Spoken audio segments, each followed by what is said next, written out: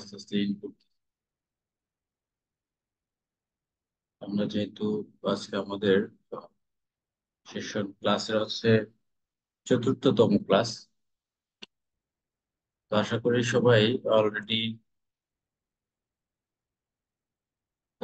প্রত্যেকটা ক্লাস অর্থাৎ সিলেবাসের মধ্যে যেসব ক্লাস অনুষ্ঠিত হচ্ছে, সম্মানিত যারা টিচার এবং যারা ক্লাস নিচ্ছে তারা অবশ্যই সুন্দর এবং সুন্দর করে আপনাদের ক্লাস বোঝাচ্ছেন, আপনারা সবাই এনজয় করছেন।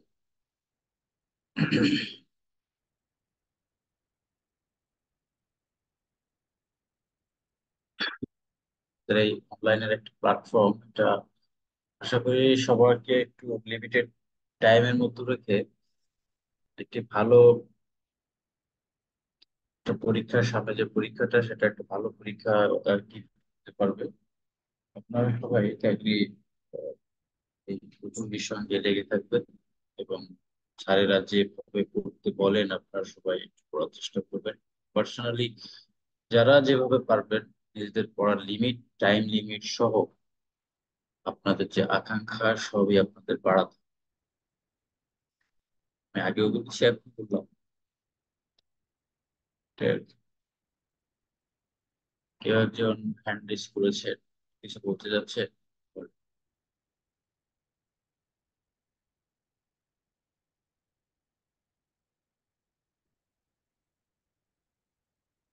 আমার কথাটা শোনা যাচ্ছে ক্লিয়ার? ওকে, ঠিক আছে।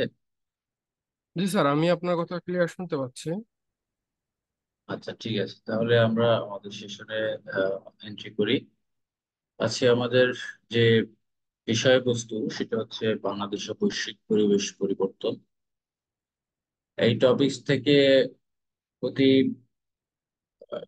পরীক্ষাতেই কিছু না কিছু কোশ্চেন থাকে, এবং এই টপিকের একটা ব্যাখ্যাটা হলো এখানে বেশ কিছু বেসিক কোশ্চেন, অর্থাৎ অনেক সময় হয় না যে ভিতর থেকে কোশ্চেন করে, অর্ডিনারি কোশ্চেন করে না, রিপিট কোশ্চেন করে, কিন্তু এই টপিকস এর থেকে রিপিট কোশ্চেনের থেকেও একটু ডিপ কোশ্চেন করে ফেলি বেশি। তো সেক্ষেত্রে আমাদের কোনো টপিকসকেই হালকা করে দেখার কোনো অপশন নেই। এখানে যেহেতু বাছাইকৃত এবং বেশ রিসার্চ করে কিছু কোশ্চেন এবং টপিকস গুলো সাজানো হয় আপনাদের সুবিধার্থে। তার মানে আবার এটাও নয় যে এই টপিকস এর বাইরে আমরা পড়বো না, এর বাইরে আমরা কিন্তু আমাদের আরো পড়তে হবে। সেক্ষেত্রে আপনি আপনার নিজের পরিকল্পনা মতো যত ভালোভাবে একটা বিষয়কে ডিটেলস জেনে বুঝে পড়াবে সেই জিনিসটা। তো যাই হোক, আজকে আমাদের ক্লাসের যে অংশটা হচ্ছে বাংলাদেশ ও বৈশ্বিক পরিবেশ পরিবর্তন। তো বুঝতেই পারছেন যে বাংলাদেশ এবং বৈশ্বিক পরিবেশ পরিবর্তন, তো বাংলাদেশ সহ বিশ্বের যে পরিবেশ পরিবর্তনটা আগে থেকেই এখন পর্যন্ত বিদ্যমান, সেই জিনিসগুলো সেই বিষয়গুলো আজকে আমরা আলোচনা করব। এবং এটা আলোচনার ক্ষেত্রে ক্ষেত্রে আমরা কিছু কোশ্চেন নিব এবং সেই কোশ্চেনের আনসার গুলো আমরা প্রোভাইড করব, এবং সেই সাথে সবাই একটু মনোযোগ সহকারে দেখে জেনে বুঝে তারপরে আমরা কোশ্চেন করি এবং সুন্দর করে বোঝার চেষ্টা করি। তো ঠিক আছে, আমাদের প্রথম টপিকসটা দেখেন, যেটার সঙ্গে আমরা সবচেয়ে বেশি পরিচিত এবং প্রতিদিন এবং একটা গড় বছর পরে গিয়ে আমরা এটাকে অনুভব করি, সেই জিনিসটাই, সেটা হচ্ছে আবহাওয়া, যেটা আমরা প্রতিনিয়ত সেকেন্ডে সেকেন্ডে, মিনিটে মিনিটে, ঘন্টায় ঘন্টায় আমরা যেটা অনুভব করি সেটা হচ্ছে আবহাওয়া। আর জলবায়ুটা হচ্ছে এই আবহাওয়ার 30 থেকে 40 বছরের গড়। তার মানে এখানে একটা উদাহরণ দেই। সম্প্রতি আমাদের সারা বিশ্বের জলবায়ুর পরিবর্তন হচ্ছে, কত ডিগ্রি পরিবর্তন হচ্ছে? 1 ডিগ্রি। অর্থাৎ সূর্যের তাপমাত্রা করে 1 ডিগ্রি, 1 ডিগ্রি বৃদ্ধি পেয়েছে। তো এই যে 1 ডিগ্রি বৃদ্ধি পাওয়াটা, এইটাই হচ্ছে কত বছর পর হবে? 30 থেকে 40 বছর গড় করে বের করা হয়, যেটা বর্তমানে আমাদের লাস্ট আপডেট এটা। তো আমরা এখানে দেখতে পাচ্ছি যে কোন স্থানের প্রতিদিনের গড় তাপমাত্রা, চাপ, আর্দ্রতাকে আবহাওয়া বলে। বাংলাদেশের আবহাওয়াটা হচ্ছে নাতিশীতোষ্ণ। বাংলাদেশের জলবায়ুটা সমভাবাপন্ন। তো এইখানে বাংলাদেশের জলবায়ুটা কি এবং বাংলাদেশের আবহাওয়াটা কি, কেমন, এই দুইটা হচ্ছে গুরুত্বপূর্ণ প্রশ্ন আসে। বাংলাদেশের জলবায়ুটা কোন ধরনের, অথবা আবহাওয়া, বাংলাদেশের আবহাওয়া কোন ধরনের, অথবা আরো অপশন দিয়ে আসতে পারে আবহাওয়া থেকে যে নিম্নের কোনটি আবহাওয়ার উপাদান। এই নিম্নের কোনটি আবহাওয়ার উপাদান, সেটা তাপমাত্রা আসতে পারে, চাপ আসতে পারে, বায়ু প্রবাহ আসতে পারে, আর্দ্রতা আসতে পারে, ইত্যাদি।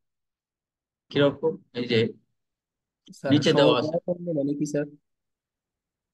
হ্যাঁ, বুঝলি? সমভাবাপন্ন এটার মানে কি স্যার? সমভাবাপন্ন, ওইটা জি স্যার। সমভাবাপন্ন অর্থাৎ আমরা শীত না গ্রীষ্ম না, আমরা এই জিনিসটাকে ফিল করি। যেমন নাতিশীতোষ্ণ, এখানে বলা হয়েছে এই জলবায়ুটা হচ্ছে সমভাবাপন্ন।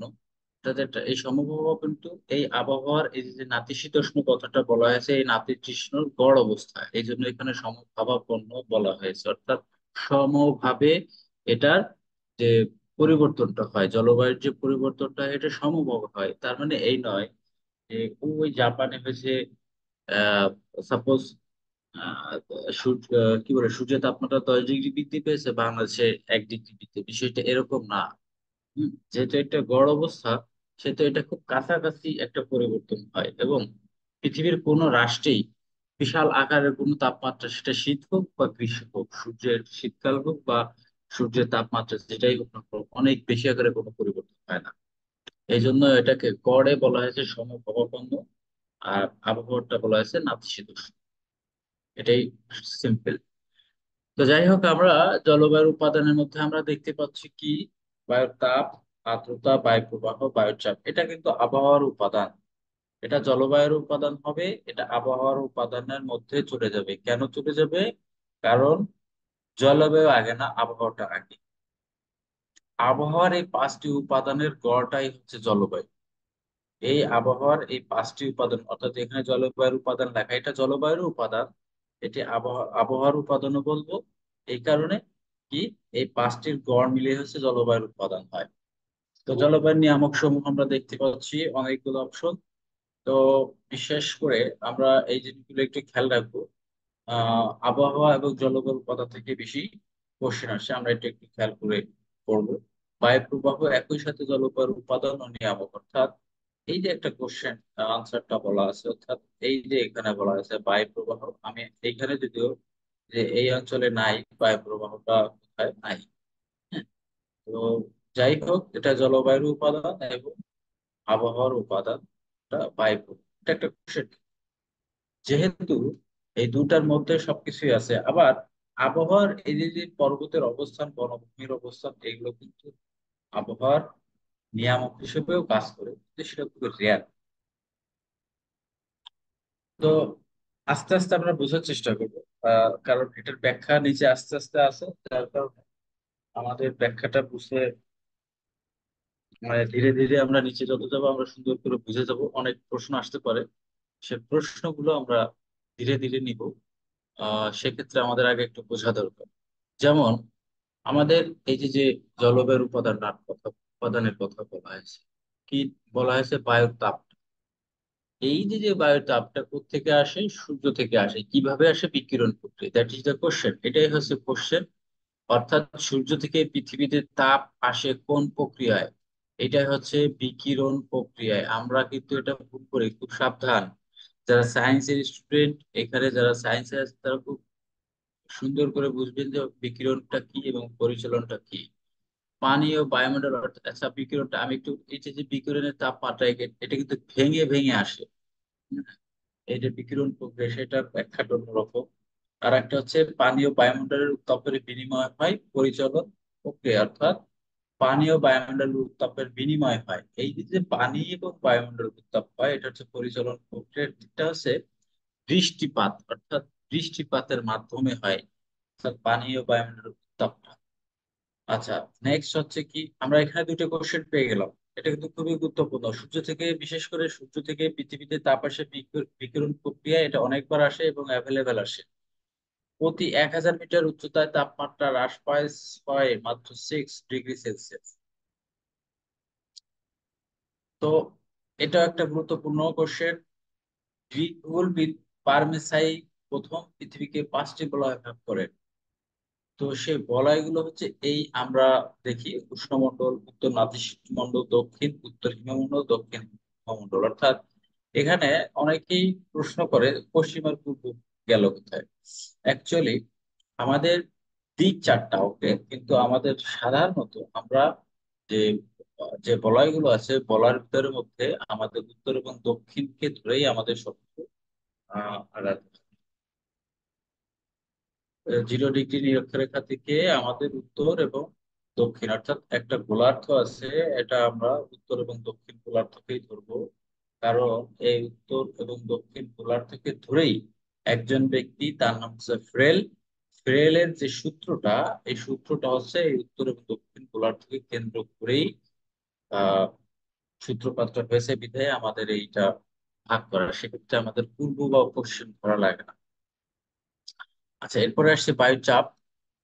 পৃথিবী বায়ুমণ্ডলকে নিজের কেন্দ্রের দিকে আকর্ষণ করে। কিসের সাহায্যে? মাধ্যাকর্ষণ শক্তির সাহায্যে। এটা আমরা সবাই জানি, খুব ইজি এটা। ফলে অন্যান্য পৃথিবীর পদার্থের মতো বায়ুর ওজন বাড়ে।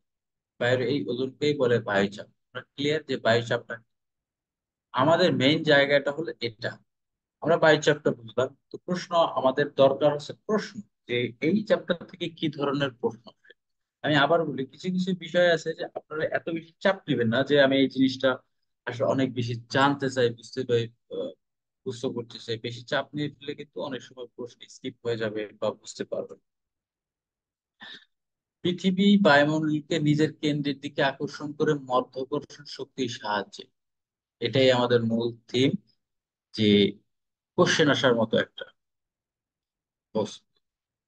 বিষয় আর কি। এরপরে আসছি আমরা বায়ু প্রবাহ, অর্থাৎ বায়ুর তাপ ও চাপের পার্থক্যের জন্য বায়ু সর্বদা এক স্থান হতে অন্য স্থানে প্রবাহিত। আমি একজন ব্যক্তির নাম বললাম একটু আগে, ফ্রেলের সূত্র। এখানে বলা আছে যে বায়ু প্রবাহ উত্তর গোলার্ধের ডান দিকে এবং দক্ষিণ গোলার্ধের বাম দিকে বেঁকে যায়। অর্থাৎ উত্তর থেকে আমরা ডানে, অর্থাৎ ঘড়ির কাঁটার দিকে যাচ্ছি, এবং সেটি আবার বাম দিক দিয়ে ঘুরতেছে। এটা হচ্ছে বিষয়। আমরা এই সূত্রটা একটু জানার চেষ্টা করবো, এই জন্য প্রতিটা প্রশ্নের সাথে এই সূত্রটার একটা মিল আছে। আমরা এইগুলো ধীরে ধীরে এগুলো নিচে আসবে, আমরা বুঝবো আর কি। আচ্ছা, এখন যে প্রশ্নটা এখান থেকে টাচ সেটা হচ্ছে বায়ু প্রবাহ যে শ্রেণী বিভাগ। অর্থাৎ এই যে যে নিয়ত বায়ু প্রবাহটা আছে, এটা কি করে সারা বছর একই দিকে প্রবাহিত হয়। এই যে যে নিয়ত বায়ু প্রবাহ, এটা কয় প্রকার? 3 প্রকার। আমরা এই 3 প্রকারের 6টা নাম আছে। আমরা 6টা ধরে মুখস্থ করবো, কারণ আমাদের কনফিউশন হয়ে যায়। আর 6টা না 5টা, সরি। এখানে যেমন অয়ন বায়ু এবং বাণিজ্য বায়ু। কোনো কোনো সময় অয়ন বায়ু, বাণিজ্য বায়ু, পশ্চিমা বায়ু, প্রত্যন্ত সবগুলো অপশনে থাকে। তো অপশনটা কনফিউশন করে দেওয়ার জন্য এগুলো দেয়। সেক্ষেত্রে আমরা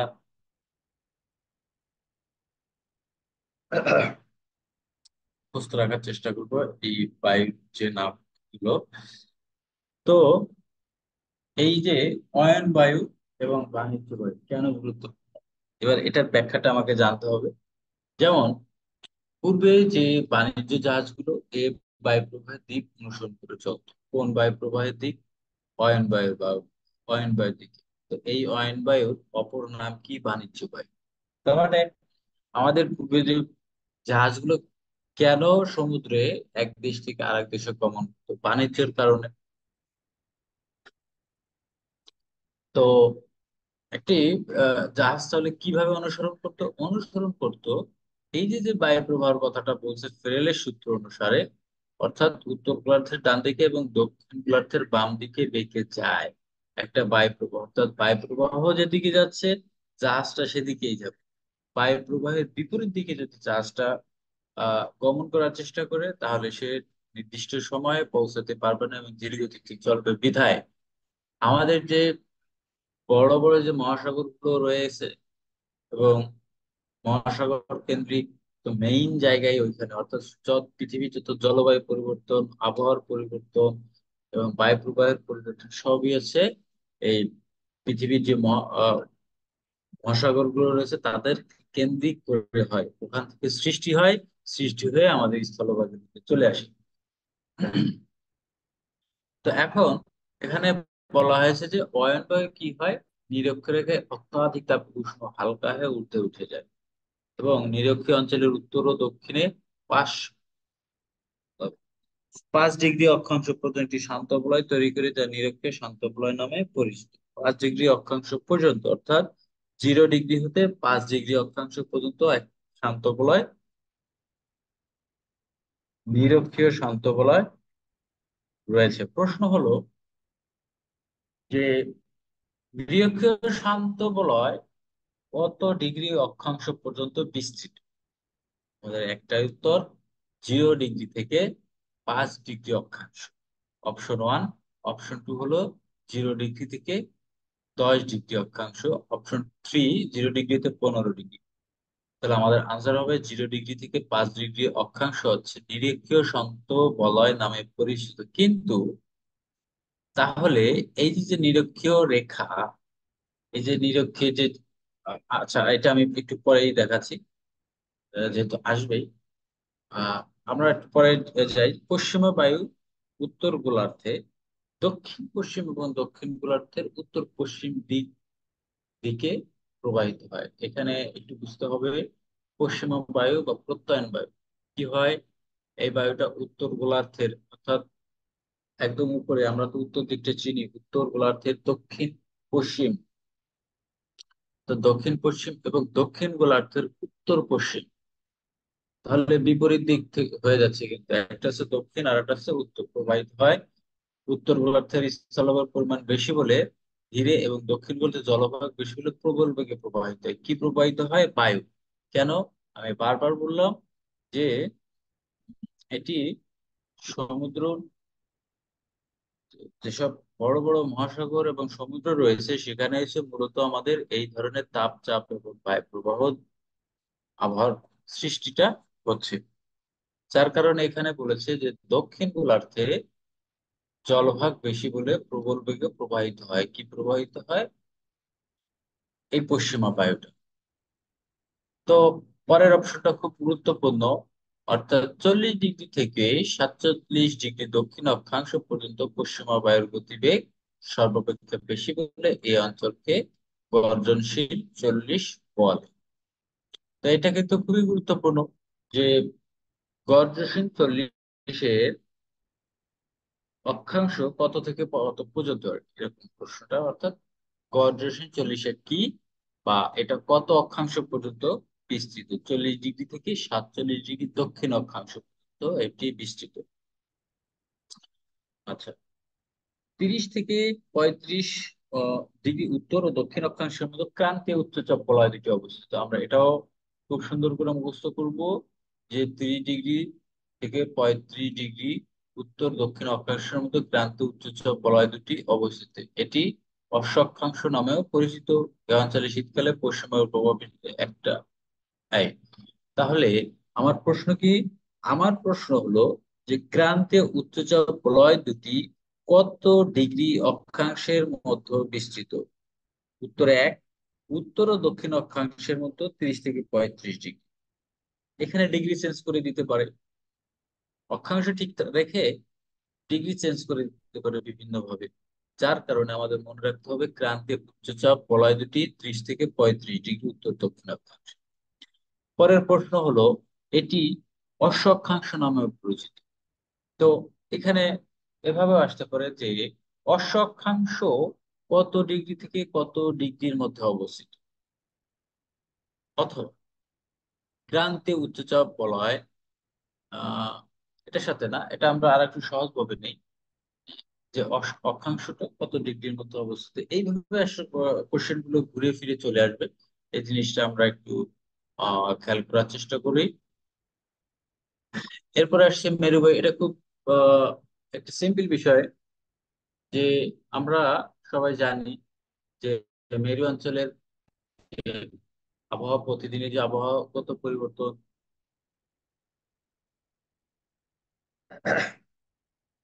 অর্থাৎ দিনের বেলায় অধিক পরিমাণে গরম এবং রাতের বেলা শীত। অর্থাৎ মেরু অঞ্চলের উচ্চচাপ বলয় থেকে অতি শীতল ও ভারী বায়ু উত্তর গোলার্ধে নিম্নচাপ বলয়ের দিকে প্রবাহিত হয়। এটা একটা ফ্যাক্ট। তো এই যে মেরু অঞ্চলের উচ্চচাপ বলয় থেকে অতি শীতল ভারী বায়ুর উত্তর গোলার্ধে প্রবাহিত হচ্ছে, তাহলে এই যে উচ্চচাপ বলয়টা কোথায়? এটা কিন্তু গরম, মানে দিনের সময় হয়। উচ্চচাপ বলয়টা কোথায় যাচ্ছে? অতি শীতল ও ভারী বায়ুর উত্তর উত্তর গোলার্ধে নিম্নচাপ বলয়ের দিকে, যার কারণে উত্তরে আমরা জানি যে উত্তরে হিমমণ্ডল, ওই হিমমণ্ডল অতি দ্রুত এটা গলে যায় এবং শীতল অনুভূত হয়। তো পরবর্তীতে আমরা স্থানীয় বায়ুতে যাই। এখানে সবাই বুঝতে পারছে তো? এখানে কোনো সমস্যা নাই তো? এই নিয়ত বায়ুর অংশে এটা কিন্তু খুব গুরুত্বপূর্ণ এবং এখান থেকে অনেক বেশি আসে।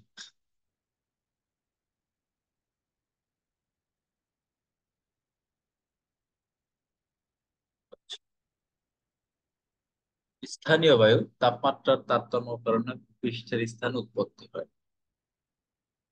আমাদের মেইন জিনিসগুলো হচ্ছে যে এই স্থানীয় বায়ু আহ, এই স্থানীয় বায়ুর কি কি নামে আখ্যায়িত করা হয়েছে, এই জিনিসগুলোই বেশি গুরুত্বপূর্ণ। যেমন স্থানীয় বায়ুর উদাহরণটা হলো যে ফ্রান্সের কেন্দ্রীয় মালভূমিকে প্রবাহিত হয় মিস্ট্রাল। মিস্ট্রাল টাইপে, মিস্ট্রাল একটি স্থানীয় বায়ুর নাম। আলমগীর আহমেদ, আপনি এরকম মুখ করতেছেন কেন? আপনি মনে হয় বুঝতেছেন না কিছু। আহ, স্যার এটা যে কি হয়ে গেল, এরকম হচ্ছে কেন? আল্লাহ জানে। সমস্যা হয়েছে কি কোনো?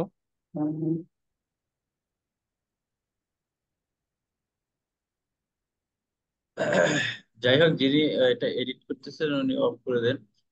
ড্রপ শুনে গিয়ে এরকম হচ্ছে কেন বুঝতেছি। স্যার আপনি কি আমাকে শুনতে পাচ্ছেন? এনামুল বলছি। হ্যাঁ, শুনতে পাচ্ছি। আর আপনি একটু কষ্ট করে স্ক্রিন শেয়ারটা অফ করে আবার নতুন করে অন করলে এই সমস্যাটা সমাধান হয়ে যাবে। আর স্টুডেন্টদের উদ্দেশ্যে কথা হচ্ছে, আপনারা ফোনটা হাত থেকে একটু দূরে রেখে তারপরে ক্লাসটা করেন, তাহলে আর এই অনাকাঙ্ক্ষিত সমস্যাগুলো হবে না। ওকে।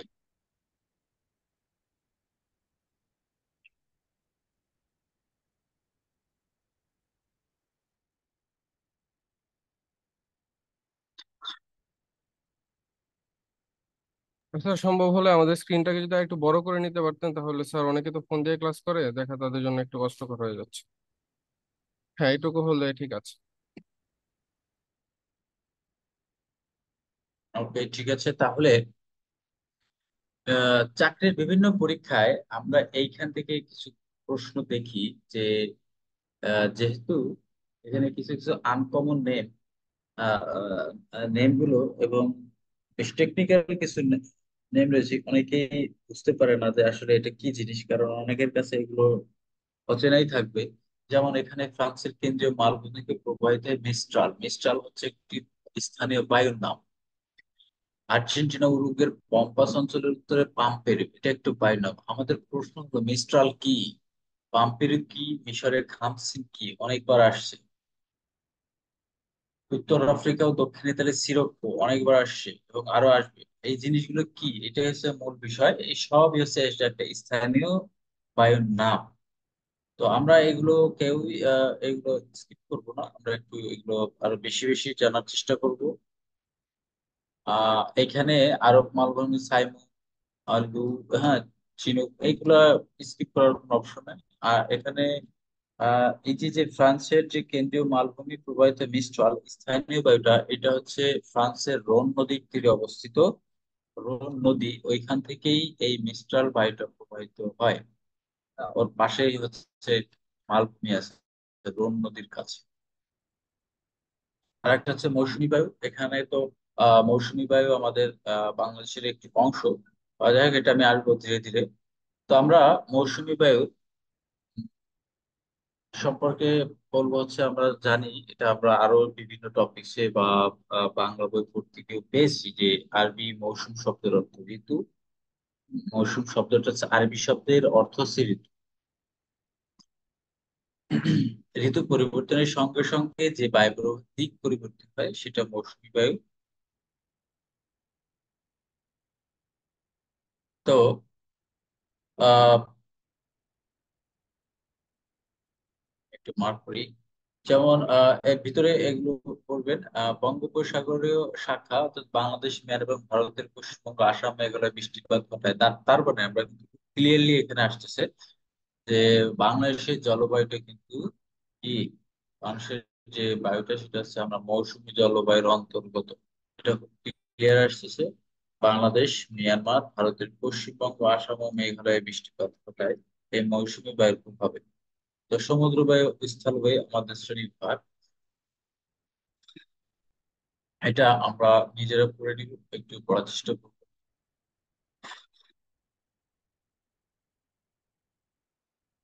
আচ্ছা, এখানে একটু বলি, সেটা হলো যে এই যে বায়ুচাপ, বায়ু প্রবাহ, এইখানে কারোর বুঝতে কোনো সমস্যা হয়েছে কিনা, তারপরে আমরা নিচে আস্তে আস্তে যাব। এখানে কারো কোনো কোশ্চেন আছে কাইন্ডলি বলেন তো, যে এই জিনিসটা বুঝতে পারেন বেসিক্যালি,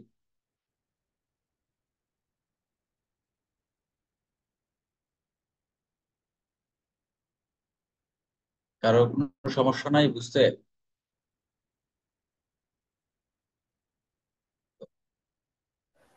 না স্যার, কন্টিনিউ করেন। তো আমরা এখন বায়ুর আর্দ্রতা চলে যাই। বায়ুর জলীয় বাষ্প ধারণ করাকে বায়ুর আর্দ্রতা বলে। বায়ুর আর্দ্রতা হচ্ছে পরম আর্দ্রতা। এটা আমি আমার স্টার চিহ্ন এই জন্য দিলাম, এটা খুবই গুরুত্বপূর্ণ। এটা আপনারা কেউ এইভাবে দেখবেন, বায়ুর আর্দ্রতা পরিমাপ মাপক অর্থাৎ হাইগ্রোমিটার, বায়ুর আর্দ্রতা প্রকাশ করা যায়। এটা কয় ভাবে? দুই ভাবে। কিভাবে? পরম আর্দ্রতা এবং আপেক্ষিক আর্দ্রতা। প্রশ্ন হলো যে বায়ুর যে আর্দ্রতা পরিমাপক যন্ত্রের নাম কি, সেটা হচ্ছে হাইগ্রোমিটার। এবং এই যে যে বায়ুর আর্দ্রতা, এটা কত ভাবে প্রকাশ করা যায়? দুই ভাবে। কি কি? পরম আর্দ্রতা এবং আপেক্ষিক আর্দ্রতা। তাহলে কি হলো আমাদের কোশ্চেন, যে পরম আর্দ্রতাটা কি?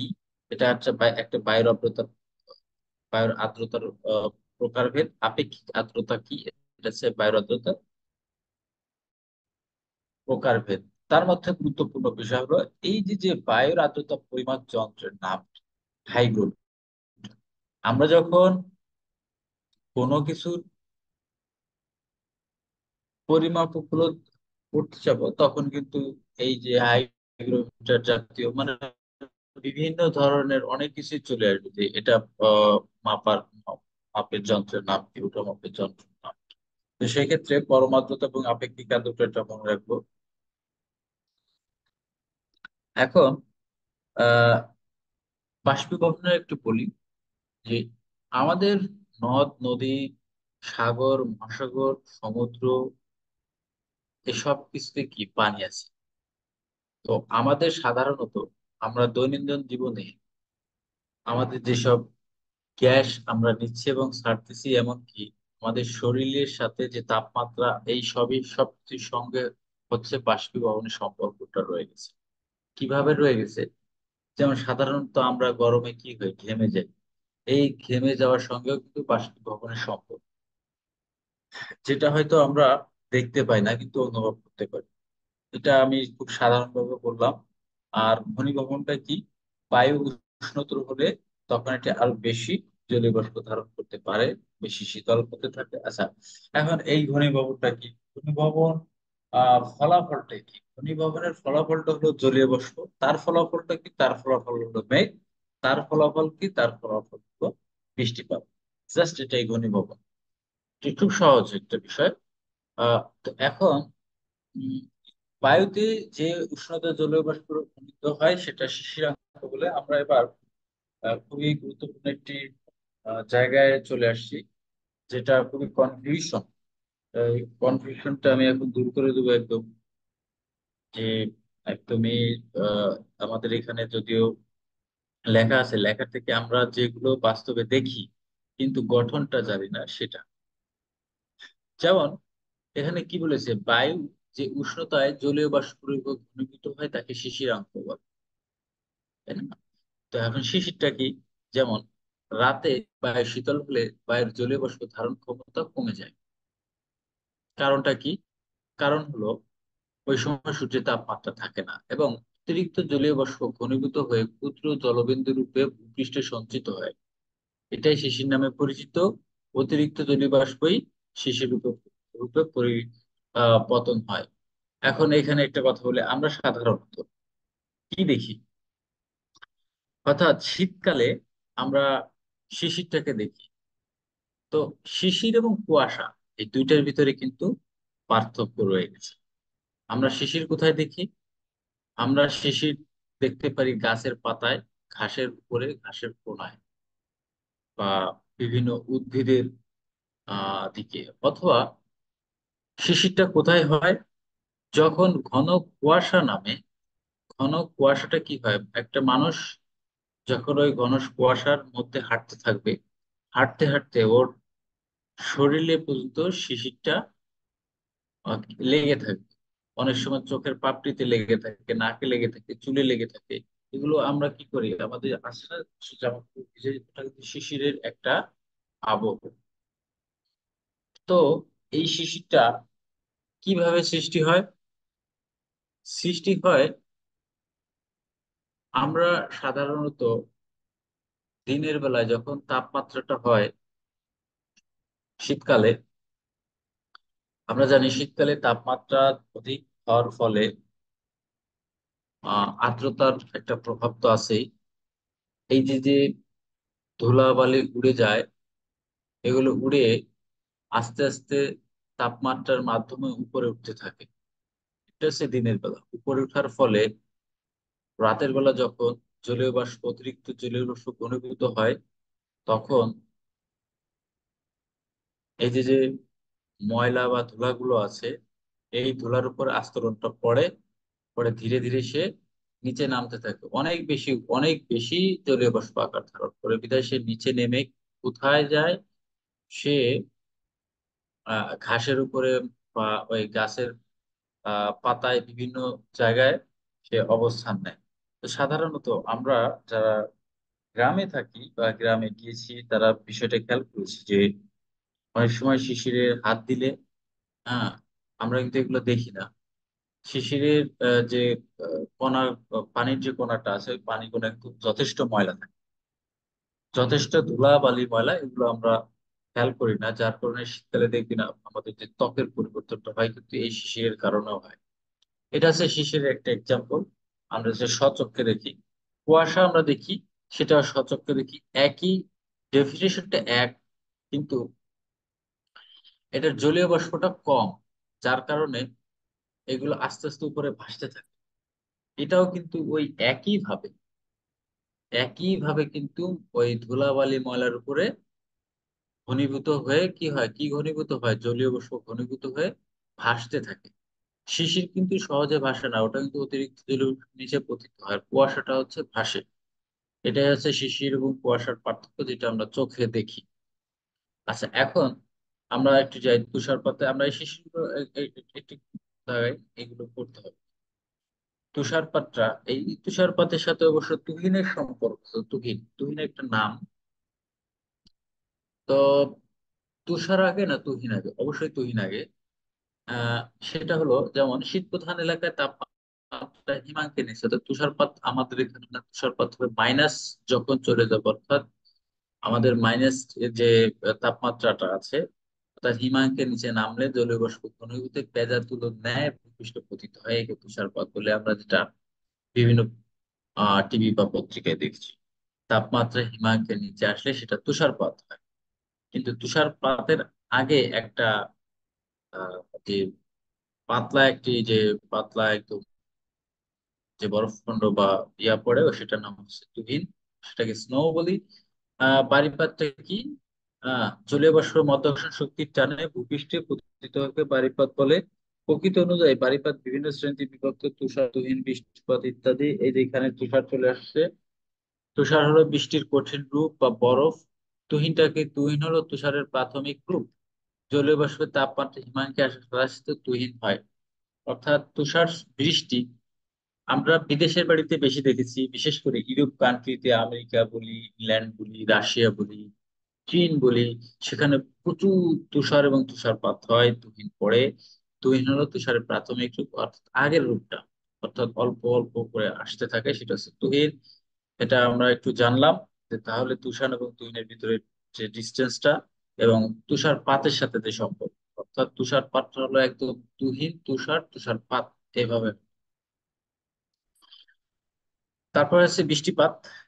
এখানে আহ আমি আগেও বলেছি যে এই বৃষ্টিপাতটা কিভাবে হচ্ছে, অতিরিক্ত জলীয় বাষ্প অর্থাৎ বায়ুর চাপ, বায়ু প্রবাহ ফলে অর্ধাংশ শক্তির দ্বারা সেটা আস্তে আস্তে ধীরে উপরে ঘনীভবন হবে, ঘনীভবন হয় কি হবে, মেঘ হবে, মেঘ হওয়ার পরে বৃষ্টিপাত হবে। এটাই বিষয়।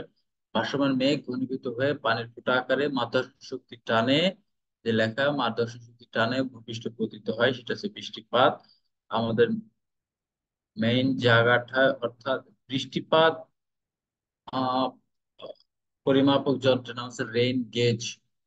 আমাদের এইগুলো খেয়াল করতে হবে যে বৃষ্টিপাত পরিমাপক যন্ত্রের নাম রেইন গেজ, আর বায়ুর আর্দ্রতা পরিমাপকের নাম হচ্ছে কি, বলেন তো একজন। বায়ুর আর্দ্রতা পরিমাপক যন্ত্রের নাম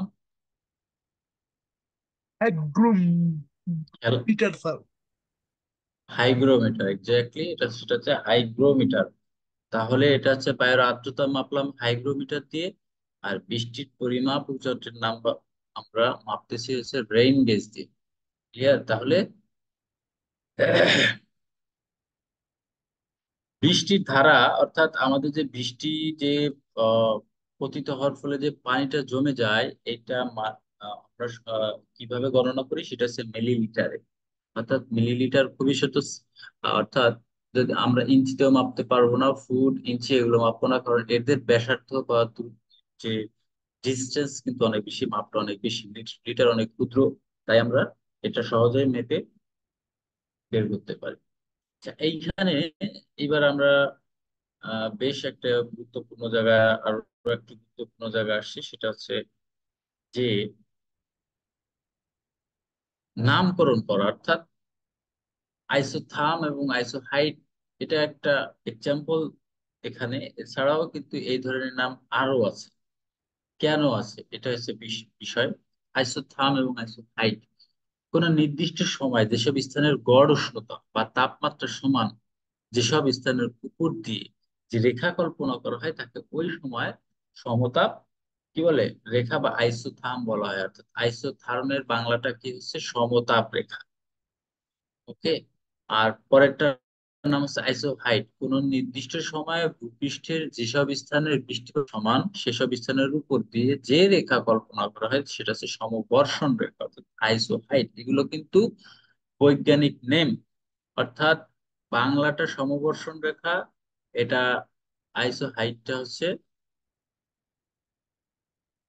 একটা বৈজ্ঞানিক। আমার কথা শোনা যাচ্ছে তো? ইন্টারনেটে আবার কোনো সমস্যা? যাই হোক, হ্যাঁ, এখানে যে আছে বিভিন্ন ধরনের কাল্পনিক রেখা, অর্থাৎ আমরা যে রেখাগুলো এখানে বিশেষ করে জিওগ্রাফি একটা যে ধর্ম, সেটা হচ্ছে যে এরা রেখার বাইরে যেতে পারে না। এরা রেখা দিয়ে সব অনেক কিছু বিশ্লেষণ করে ফেলে। তো আমরা জানি যে অনেক কিছুর নামও কাল্পনিক রেখা, আমরা যেটাকে বাংলায় বলবো সেটাকে আমরা ইংলিশ বা বৈজ্ঞানিক নামের মধ্যে চলে যাব। সেটা হচ্ছে বিভিন্ন ধরনের কাল্পনিক রেখা। এর ভিতরে গুরুত্বপূর্ণ কোনটি, এর ভিতরে আসলে গুরুত্বপূর্ণ কোনটি এটা বলা মুশকিল, কারণ এটা আমি বলবো এটা সম্পূর্ণ মুখস্থ করতে হবে। যত এবং একটা জিনিস যে আমরা নিজস্ব টেকনিকে এগুলো মুখস্থ রাখার চেষ্টা করব বিশেষ করে। তার মধ্যে আমি একটু ইয়া করে দিই,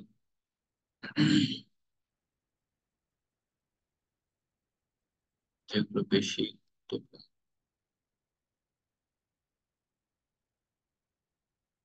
এগুলো একটু পড়ার চেষ্টা করবো। যেমন আইসো বাতটা কি, সামুদ্রিক সমগভীরতা রেখা। প্রত্যেকটি গড় শীতকালীন উষ্ণতার সামুদ্রিক সমভূমধ্যরেখা ভূগর্ভস্থ সমষ্ণ রেখা ইত্যাদি। এই যে যে নামগুলো, এগুলো আমরা একটু মুখস্থ করার চেষ্টা করব সবাই, কারণ এখান থেকে কিন্তু কোশ্চেন আসে, এটা কিন্তু মিস করবেন না। এই যে বিভিন্ন নাম, রেখার যে বাম সাইডে যে বৈজ্ঞানিক নামগুলো দেওয়া, এগুলো দেখে কেউ স্কিপ করবে না, সেটা কিন্তু চলে আসবে। এই পর্যন্ত কারোর বুঝতে আশা করি সমস্যা হয়নি, একদম সহজ। স্যার, হুম, বল।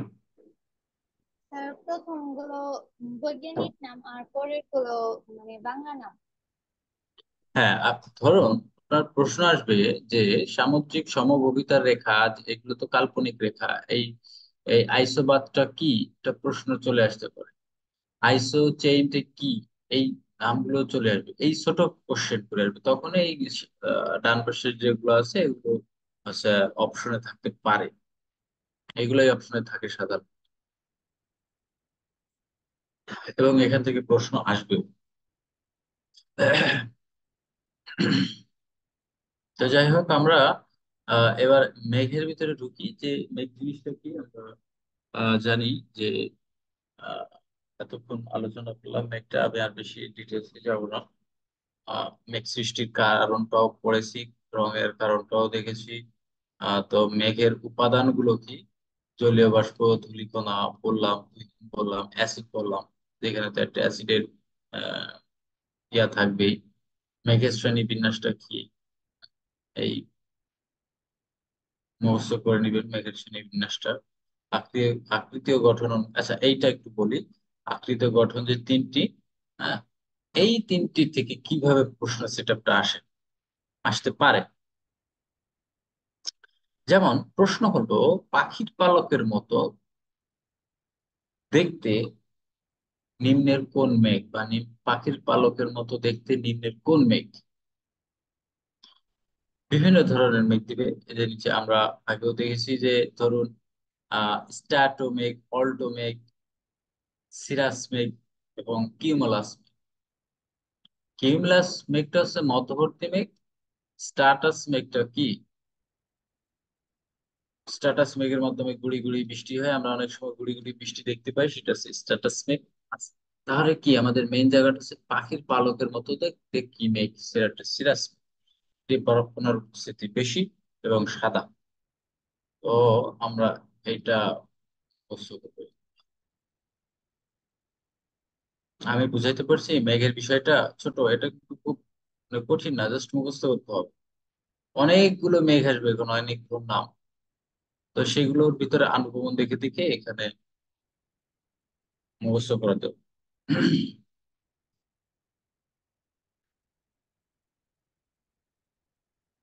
জলবায়ু নিয়ামকটা, তো আমরা জলবায়ুটা কি সেটা আমরা দেখলাম।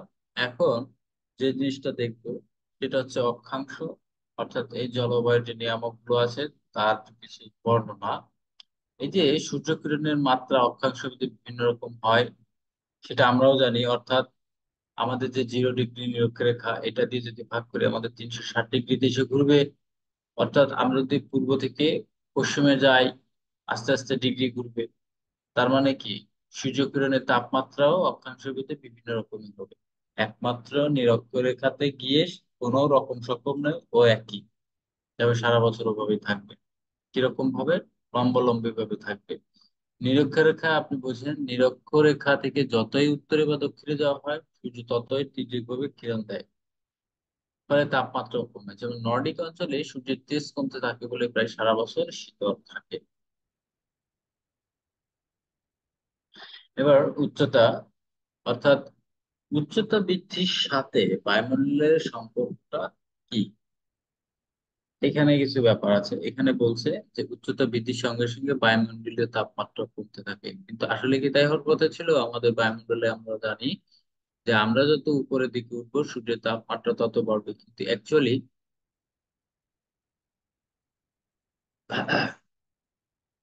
10,000 কিলোমিটার বায়ুমণ্ডলের যে অবস্থান, 10,000 কিলোমিটারের মধ্যে অনেক কিছুর পরিবর্তন হয়। যেমনটা প্রতি 1,000 মিটার উচ্চতায় প্রায় 6 ডিগ্রি সেলসিয়াস তাপমাত্রা হ্রাস পায়। তো আমাদের বায়ুমণ্ডলের তো বিভিন্ন শ্রেণী আছে, ট্রপোস্ফিয়ার, স্ট্রাটোস্ফিয়ার, মেসোস্ফিয়ার, থার্মোস্ফিয়ার। ট্রপোস্ফিয়ারের ঠিক উপরে স্তর কি বলে ট্রপোস। তারপরে স্ট্রাটোস্ফিয়ার, স্ট্রাটোস্ফিয়ারের উপরে স্তর কি বলে স্ট্রাটোস। এই যে যে গ্রাজুয়ালি ভূপৃষ্ঠ থেকে বা কেন্দ্র থেকে যে আমরা যদি উপরে যেতে থাকি, একটা পর্যায়ে গিয়ে সূর্যের তাপমাত্রা কিন্তু ওখানে শীতল অনুভূত হবে। এটাই হচ্ছে বায়ুমণ্ডলের এক ধরনের বৈশিষ্ট্য।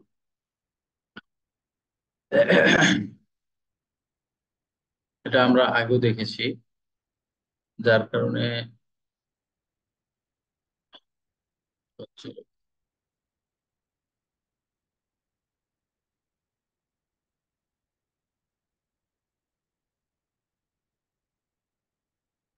সমুদ্র থেকে দূরত্ব, অর্থাৎ সমুদ্র নিকটবর্তী এলাকায় জলবায়ুতে সমভাবাপন্নতা বিরাজ করে। সমুদ্র উপকূলে জলবায়ু মৃদু ভাবাপন্ন, এটা আমরা জানি, সবাই জানি। হ্যাঁ। তো এই যে এখানে কিছু বিষয় থাকবে, যে এই ধরেন সমুদ্র থেকে দূরত্ব, বায়ু প্রবাহ, সমুদ্র স্রোত, এগুলো আপনারা নিজেরা মুখস্থ করবেন।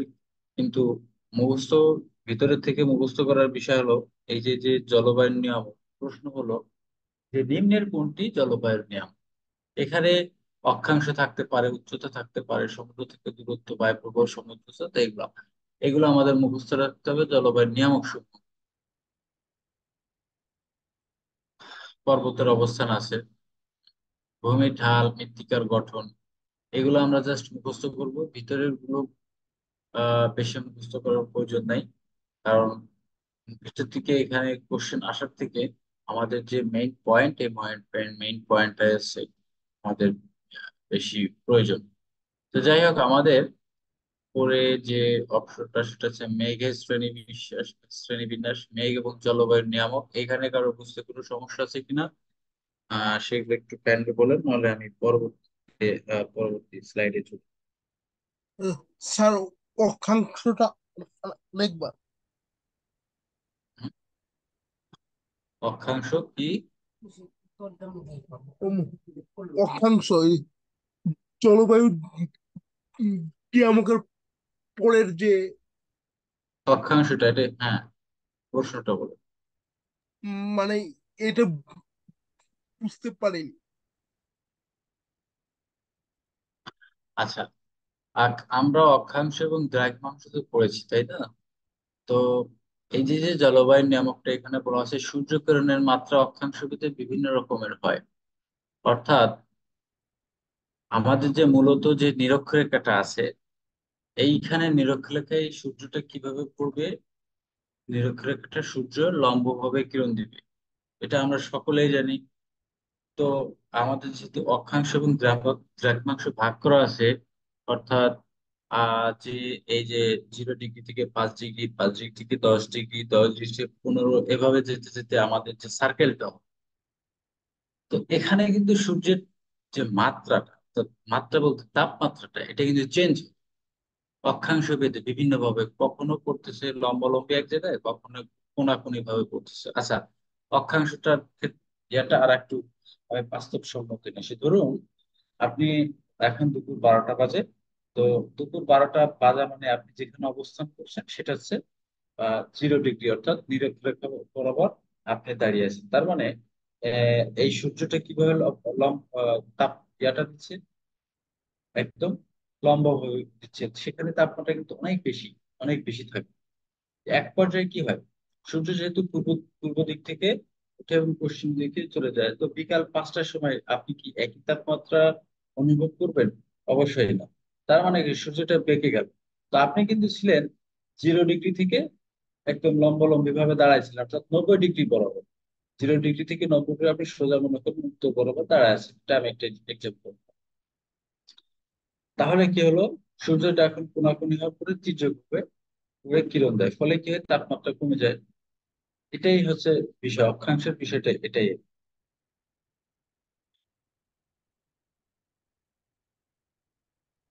স্যার, আচ্ছা, হ্যাঁ, বলেন। স্যার উচ্চতা বলতে কি জমিনের উচ্চতা বোঝানো হয়েছে? হুম?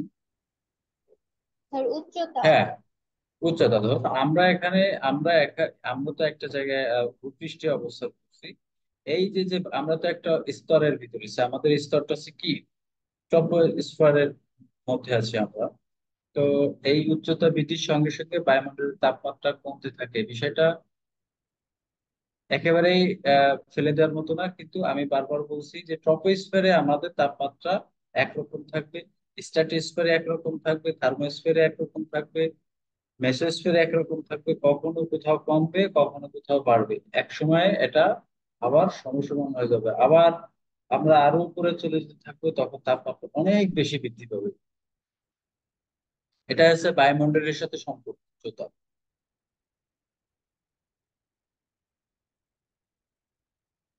আচ্ছা, আমরা এবার একটু জলবায়ু অঞ্চলের মধ্যে ঢুকি, অর্থাৎ নিরক্ষীয় জলবায়ু।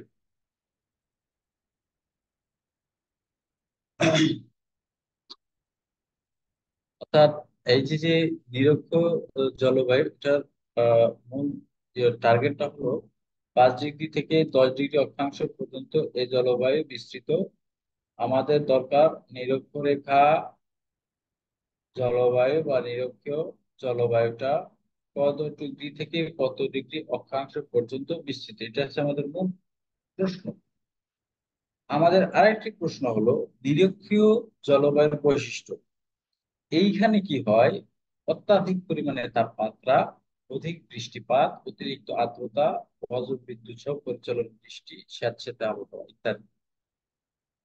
তো আমার বৈশিষ্ট্য কি দাঁড়ালো, অধিক তাপমাত্রা, অর্থাৎ এই যে যে 5 ডিগ্রি থেকে 10 ডিগ্রি অক্ষাংশ যেসব অঞ্চল বা রাষ্ট্র বা দেশগুলো অবস্থিত, এখানে অত্যাধিক পরিমাণে তাপমাত্রা হয়, বৃষ্টিপাত হয় এবং আর্দ্রতা। তো এই যে যে দেশ, সেগুলো কি, যেমন ওই যে আমাজন নদীর অববাহিকা, ব্রাজিলের উত্তরাংশ, আফ্রিকা, কঙ্গো নদীর অববাহিকা, হন্ডুরাস, নিকারাগুয়া, এই যে যে আফ্রিকান অঞ্চল। আপনার আহ, যে ম্যাপটা আছে, ম্যাপটা 5 ডিগ্রি থেকে 10 ডিগ্রি দক্ষিণ অক্ষাংশ গুলো আপনারা দেখলে বুঝবেন যে এই নিরক্ষ জলবায়ুর যে অঞ্চল এগুলো অবস্থিত, এবং এখানে এই জন্যই আহ, আহ, ইয়াগুলো অত্যাধিক তাপমাত্রা হয় এবং অধিক বৃষ্টিপাত হয়। এটা একদম মুখস্থের বিষয়, এখানে বোঝার কিছু নাই, এটা জাস্ট মুখস্থ করতে হবে। এই যে নিরক্ষীয় জলবায়ুর যে বৈশিষ্ট্য, এইগুলো একটু মুখস্থ করবে, কারণ প্রশ্ন আসতে পারে এখান থেকে। এক্ষেত্রে একটু ম্যাপের সহযোগিতা নেবেন, কারণ 5 ডিগ্রি থেকে 10 ডিগ্রি অক্ষাংশ। এখন আপনি যদি 10 ডিগ্রি থেকে যদি 15 ডিগ্রি অক্ষাংশের মধ্যেও যদি মুখস্থ করে ফেলেন, তাহলে রাষ্ট্রগুলো চেঞ্জ হয়ে যাবে এবং আবহাওয়াও চেঞ্জ হয়ে যাবে। সেক্ষেত্রে একটু খেয়াল করতে হবে। আমরা এবার ভূমধ্যসাগরীয় জলবায়ুতে যাই। এখানে ভেরি সিম্পল, অর্থাৎ ভূমধ্য উপকূল অঞ্চলের জলবায়ু ভূমধ্যসাগরীয় জলবায়ু নামে পরিচিত। এটি কোথায় ভূমধ্যসাগরীয় জলবায়ু, এটি হচ্ছে আহ ইউরোপের পাশে, অর্থাৎ ইতালির পাশে অবস্থিত। ইতালির দক্ষিণে সহ আরো কিছু ইউরোপিয়ান কান্ট্রি রয়ে গেছে, যেমন এটি তুরস্ক, সিরিয়া, লেবানন, ইসরায়েলের পাশে এই ভূমধ্যসাগরীয় জলবায়ু অঞ্চল। এখানে গ্রীষ্মকালীন তাপমাত্রা অধিক, গ্রীষ্মকালীন তাপমাত্রা অধিক, এগুলো অঞ্চল। নিম্নচাপ জনিত কারণে অধিকাংশ অংশে বৃষ্টিপাত হয়, শীতকালে বৃষ্টিপাত হয়, মেঘমুক্ত নীল আকাশ থাকে। এটা কোথায়, ভূমধ্যসাগর। এখানে স্পেন, ফ্রান্স, ইতালি, গ্রিস, এখানে রাষ্ট্রগুলো মুখস্থ করতে হবে সোজা বাংলা। এখানে রাষ্ট্রগুলো মুখস্থ করলে আনসার করতে একটু সহজ হবে, কারণ প্রশ্ন আসে যে নিম্নের কোনটি ভূমধ্যসাগরীয় তীরবর্তী অঞ্চল বা দেশ। সেক্ষেত্রে আপনি কিভাবে আনসার করবেন। আনসার করার সহজ উপায় মুখস্থর পাশাপাশি ম্যাপটা ফলো করা, তাহলে আপনারা দেখবেন আপনার জন্য অনেক ইজি হয়ে গেছে। এবং ভূমধ্যসাগরীয় জলবায়ুতে কি শীতকালে কি বৃষ্টিপাত হয় কিনা, নিম্নের কোন জলবায়ু মেঘমুক্ত নীল আকাশ, এমন ভাবে প্রশ্ন আসতে পারে। কনফিউশন কোথায় হবে, যেমন ধরুন আমি এতক্ষণে নিরক্ষীয় জলবায়ুর বৈশিষ্ট্য দেখালাম, ভূমধ্যসাগরীয় জলবায়ুর বৈশিষ্ট্যগুলো দেখবে মুখস্থ করলেন। এবার আসবো মৌসুমীতে, অর্থাৎ এই যে যে মৌসুমী জলবায়ুটা, এটার বৈশিষ্ট্য। তখনই কনফিউশন আসবে যে অ্যাকচুয়ালি আমাদের কারেক্ট অ্যান্সার কোনটি। মানে এই তিনজনের যে জলবায়ুর বৈশিষ্ট্য, এখানে কিছুটা প্যাচ আছে, এই প্যাচটাই আমাদের ধরতে হবে। যেমন এই যে মৌসুমী জলবায়ুর বৈশিষ্ট্যগুলো কি: আর্দ্র গ্রীষ্মকাল ও শীতকাল, সারা বছর প্রচন্ড উত্তাপ অনুভূত হয়। গড় তাপমাত্রা কত গ্রীষ্মকালে, এত শীতকালে এত। প্রশ্ন হলো এখানে,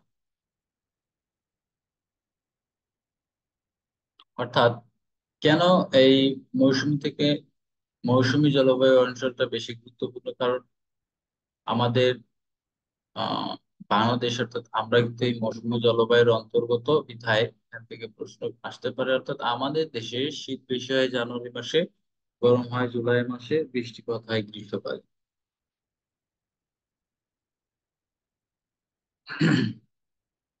এটা আমাদের একটু মুখস্থ করতে হবে। এখানে রাষ্ট্রগুলো সব মুখস্থ করবেন। এখানে যে মৌসুমী জলবায়ু অঞ্চলের অন্তর্গত যেসব রাষ্ট্রসমূহ, সেগুলো কি বা কোন কোন রাষ্ট্র, এগুলো সব ম্যাপ দেখে দেখে মুখস্থ করবেন কাইন্ডলি।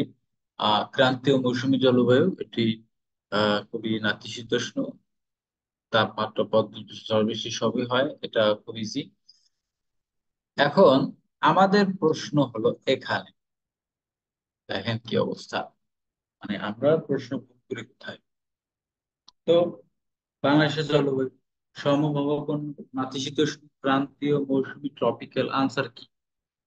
বাংলাদেশের জলবায়ু তো সমভাবাপন্ন আছে, কারণ এদের ভিতরে না আছে অনেক এই যে আমরা রিসেন্টলি যে গরমটা অনুভব করলাম, ম্যাক্সিমাম 1 মাস, তার চেয়ে বেশি কিন্তু না। তার মানে কি, এখন আমরা একটা ওয়েদারের মধ্যে আছি, এটা কি মৌসুমী বা নাতিশীতোষ্ণ? শোনেন, বিষয়টা হলো যে পরীক্ষা কখনো এগুলো সব একসঙ্গে আসবে না। যদি আসে অল্টারনেটিভ ভাবে এটা কেমন ভাবে সেট করবে যাতে আপনাদের প্রশ্ন উত্তর হয় সব, না হলে একটা। সাধারণত এভাবে আসবে না, তবে এগুলো একটু খেয়াল করবেন যে সমভাবাপন্ন থাকলে কিন্তু এই অপশন নাতিশীতোষ্ণ, ক্রান্তীয়, মৌসুমী দেবে না। এখান থেকে যে কোনো একটা অপশন নিতে বা দুইটা অপশন নিতে পারে, সব অপশন নিতে পারে। যদি নেয়, সেক্ষেত্রে অপশন পেতে আপনাকে ডিসিশন নিতে হবে যে what is the correct answer, correct centre কি, কোনটি হবে। তো আমাদের কিন্তু এই সবগুলো মুখস্থ হতে, সমভাবাপন্ন, নাতিশীতোষ্ণ, ক্রান্তীয়, মৌসুমী, ট্রপিক্যাল, এসব কিছু মুখস্থ রাখতে হবে বাংলাদেশের জলবায়ু।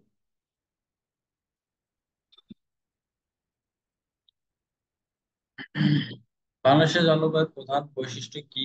উষ্ণ ও আর্দ্র গ্রীষ্মকাল, শুষ্ক শীতকাল, বার্ষিক তাপমাত্রা এত, গড় বৃষ্টিপাত 203 সেন্টিমিটার বা 2030 মিলিমিটার। তার মানে কি, আমাদের মিলিমিটার ছোট, সেন্টিমিটার বড় বিধায় আহ, প্রশ্ন কিন্তু সেন্টিমিটার দিয়ে সবচেয়ে বেশি আসে, অর্থাৎ 203 সেন্টিমিটার। বার্ষিক বৃষ্টিপাত এইখান থেকে প্রশ্ন আসে এই কারণে কনফিউশন করার জন্য।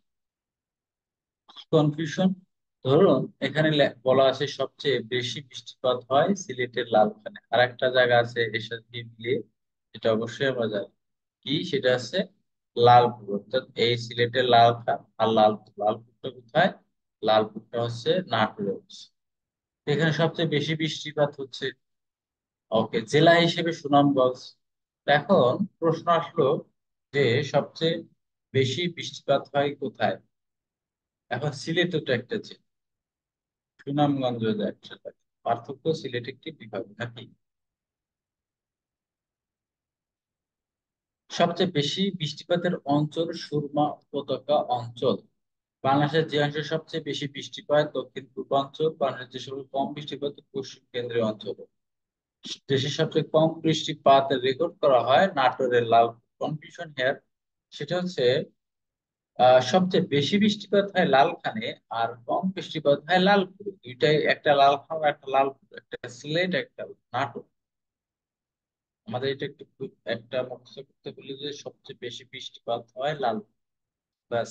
আর কম কোথায় হয় এটা আমার জানার দরকার নাই, এটা মনে মুখস্থ করার দরকার নাই, জানি রাখা যে লাল, এটা আমাদের ভুল না হয়। বাংলাদেশের সর্বনিম্ন যে তাপমাত্রা বা সর্বোচ্চ, এটা আপনারা সবসময় নিজের আপডেট আপডেট ভার্সন যেটা, সেটা রাখার চেষ্টা করবো।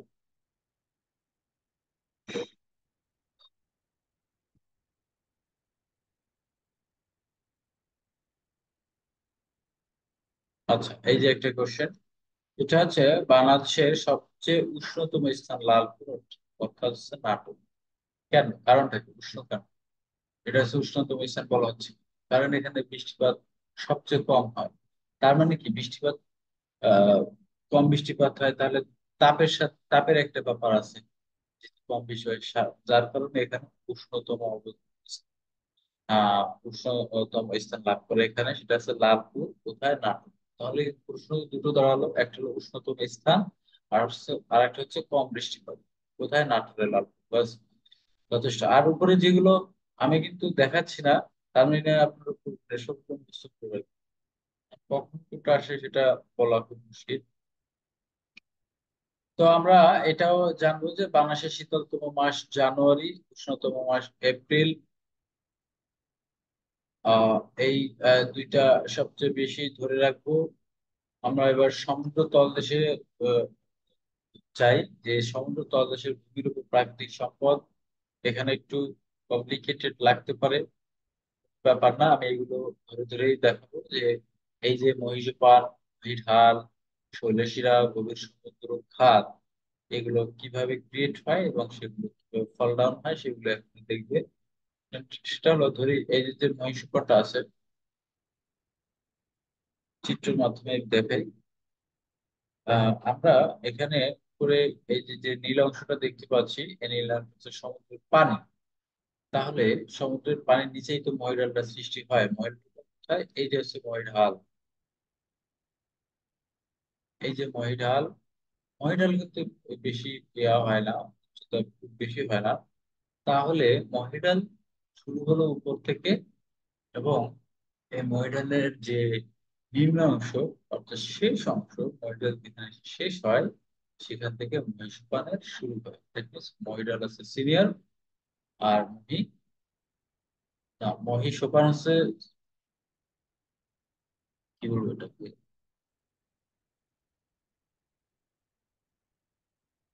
অর্থাৎ উপরে যাবে মহিডালের উপরে, এবং মহিডালটা হচ্ছে নিচে যাবে, অর্থাৎ এখান থেকে যেখানে শেষ সেখান থেকে শুরু হবে। মহিষপান যেখানে শেষ সেখান থেকে মহিডালের শুরু, এবং এটা শুরু হতে হতে নিচের দিকে পতিত হবে।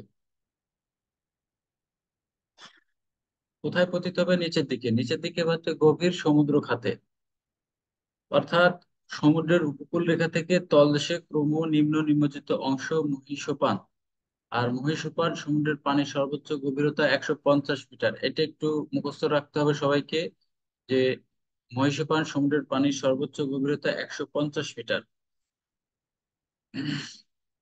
তাহলে এটাও মুখস্থ করতে হবে, এটি সমুদ্রের তলদেশে নিমজ্জিত থাকে 1 ডিগ্রি কোণে। প্রশ্ন হলো, সমুদ্র অর্থাৎ এটি বলতে কি বোঝাচ্ছে? এটি বলতে বোঝাচ্ছে এই যে সমুদ্রের যে মহীসোপানটা, এই মহীসোপানটা সমুদ্রের তলদেশে নিমজ্জিত থেকে 1 ডিগ্রি কোণে।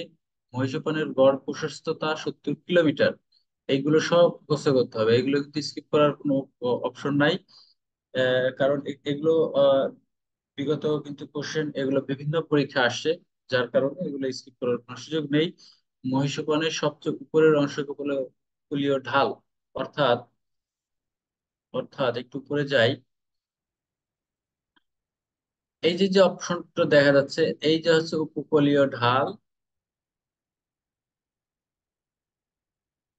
এইটা হচ্ছে উপকূলীয় ঢাল, এই যে হচ্ছে উপকূলীয় ঢাল, এগুলো, এটা হচ্ছে মহিষোপানের উপকূলীয় ঢাল। আমরা একটু ভালো করে দেখি, আমি দেখাচ্ছি, এগুলো হচ্ছে মহিষোপানের উপকূলীয় ঢাল। মহিষোপানের উপকূল পর্বত বা মালভূমি থাকলে মহিষোপান হয় সংকীর্ণ, এটা আমাদের দরকার নাই, আমাদের দরকার এটা। অর্থাৎ অর্থাৎ পৃথিবীর বৃহত্তম মহিষোপান কোথায়? ইউরোপের উত্তর পশ্চিমে। পৃথিবীর বৃহত্তম মহিষোপান ইউরোপের উত্তর পশ্চিমে, প্রায় 1287 কিলোমিটার। এটা আমাদের খুব সুন্দর করে মুখস্থ করতে হবে, এই প্রশ্নটা কিন্তু অনেক আসে এবং খুবই গুরুত্বপূর্ণ। আর মহিডালটা কি? মহিডাল হচ্ছে মহিষোপানের নিচের স্তর।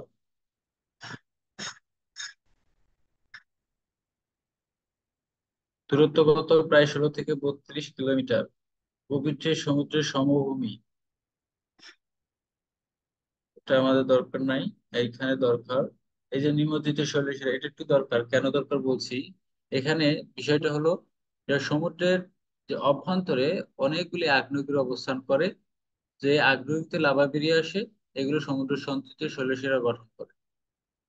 অর্থাৎ আমাদের যে আহ, বিশেষ করে আমরা সমুদ্রের আহ, আগ্নেয়গিরি যেখানে সৃষ্টি হয়, সেখানে বিভিন্ন রকমের পাহাড় পর্বত দেখতে পাই, এমনকি শৈলশিরা দেখতে পাই। তার সব ম্যাক্সিমাম হচ্ছে লাভা, যেগুলো সমুদ্রের যে গভীর যে সমুদ্র, ওই সমুদ্রে কিন্তু আগ্নেয়গিরি সৃষ্টি হয় বিধায় সেগুলো আমরা দেখতে পাই না, কিন্তু সেগুলো কিন্তু লাভার করে উঠতে উঠতে সঞ্চিত হয়ে বিভিন্ন ধরনের শৈলশিরা সৃষ্টি করে। এই জিনিসটা একটু খেয়াল রাখবে সবাই। গভীর সমুদ্র খাত।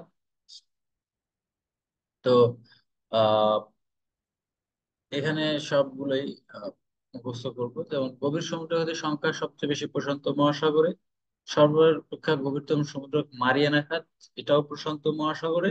এর গভীরতা প্রায় 10,870 মিটার। মারিয়ানা খাত অবস্থিত গুয়াম দ্বীপের 322 কিলোমিটার দক্ষিণ পশ্চিমে। আটলান্টিক মহাসাগরের গভীরতম খাত পোর্টো রিকো, দুইটা ইম্পর্টেন্ট। ভারত মহাসাগর উত্তর সন্ধ্যা খাত আমরা 1, 2, 3 স্পেশালি এই তিনটিকে বেশি মুখস্থ করব। এবং মারিয়ানা খাতের যে গভীরতা আছে সেটা, অর্থাৎ 10,870, এই চারটা।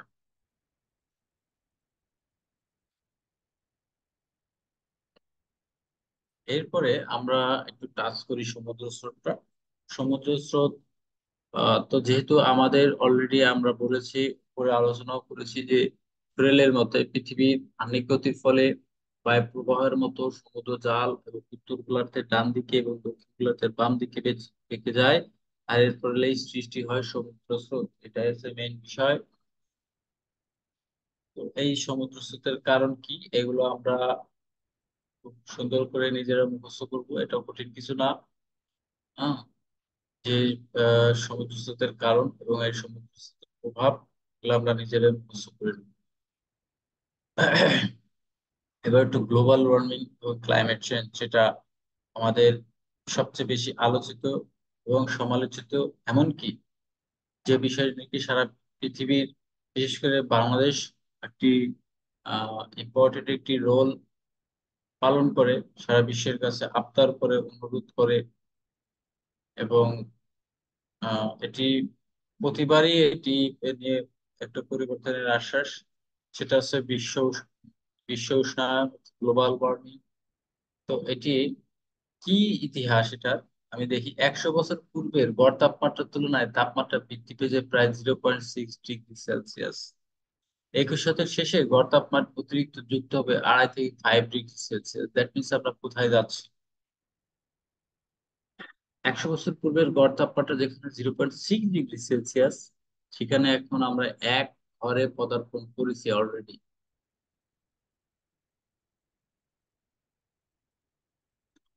তো 21 শতক শেষে সেটা 2.5 থেকে 5.5 ডিগ্রি সেলসিয়াস হবে। তাহলে 21 শতক শেষে আমরা কোথায় চলে যাব? এটা একটা প্রশ্ন, যে আমরা আসলে কোথায় চলে যাব।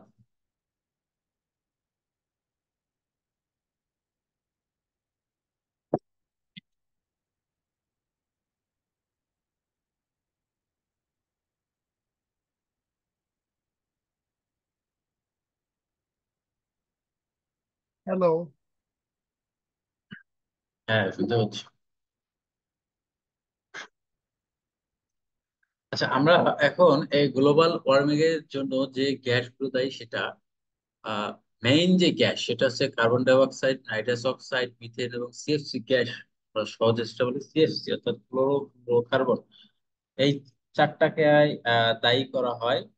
অর্থাৎ এই চারটাই হচ্ছে একটা পরিবেশ ধ্বংসের একটা অন্যতম কারণ। এবং পৃথিবীর যে আবহাওয়া এবং জলবায়ু পরিবর্তন বা বায়ুর যে প্রবাহের যে পরিবর্তন, সেটা হচ্ছে এই গ্লোবাল ওয়ার্মিং, এই চারটা gas, nitrous oxide, carbon die oxide, methane, carbon. আমরা চারটা সুন্দর করে সবচেয়ে মুখস্থ করে রাখবো, কারণ এখান থেকে কিন্তু প্রশ্ন আসবে। কিভাবে আসবে?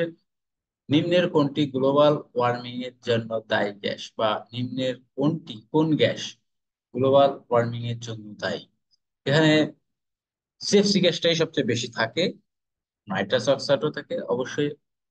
অপশন যদি আমরা সেগুলো আনসার করার চেষ্টা করবো, তবে সিএফসিটাই বেশি দেয়, কিন্তু এর সাথে দিতে পারে হাইড্রোজেন, দিতে পারে অক্সিজেন, দিতে পারে এছাড়া অন্যান্য গ্যাস দিতে পারে। তো ওই যে যে গ্যাসগুলো আছে, এই গ্যাসগুলো বৃদ্ধি পাওয়ার কারণটা হচ্ছে এই শিল্পায়ন, যানবাহনের সংখ্যা বৃদ্ধি, বনাঞ্চল উজাড় ও কৃষি সম্প্রসারণ সহ সবচেয়ে সবচেয়ে গুরুত্বপূর্ণ, বর্তমানে সবচেয়ে বেশি গুরুত্বপূর্ণ ভূমিকা পালন করছে কিন্তু শিল্প। অর্থাৎ শিল্পটা কোন ক্ষেত্রে? শিল্পর তো অনেক শিল্প আছে, সেক্ষেত্রে কি বর্তমানে গোলা বারুদ নির্মাণে এবং আধুনিক সব যেসব অস্ত্র তৈরি করতেছে, পারমাণবিক যে পারমাণবিক বোমা বা পারমাণবিক যে আহ কি বলে যেসব ইউরেনিয়াম গুলো ইউজ করতেছে, এই সব কিছুর পিছনেই কিন্তু বেশি দায়ী। এছাড়াও তো ফলাফলটা কি? খরা, ঘূর্ণিঝড়, বন্যা, বৃষ্টিপাত, যেগুলো আমরা দেখতেছি, আমরা ফিল করতেছি, আর যারা এগুলো ছড়াচ্ছে তাদের থেকে আমরা বেশি বুঝার, কারণ আমরা এগুলো আমাদের উপর ইফেক্ট করতেছে। আমাদের দেশে দিন দিন ঘূর্ণিঝড়, বৃষ্টিপাত, বন্যা, খরার পরিমাণ প্রতিদিন এগুলো বৃদ্ধি পাচ্ছে, কিন্তু এই গ্লোবাল ওয়ার্মিং এর কারণে। আচ্ছা, এখানে কিছু তথ্য বহুল কিছু টপিকস থাকবে। আমরা এই তথ্যগুলো মুখস্থ না ঠুটস্থ করার চেষ্টা করব।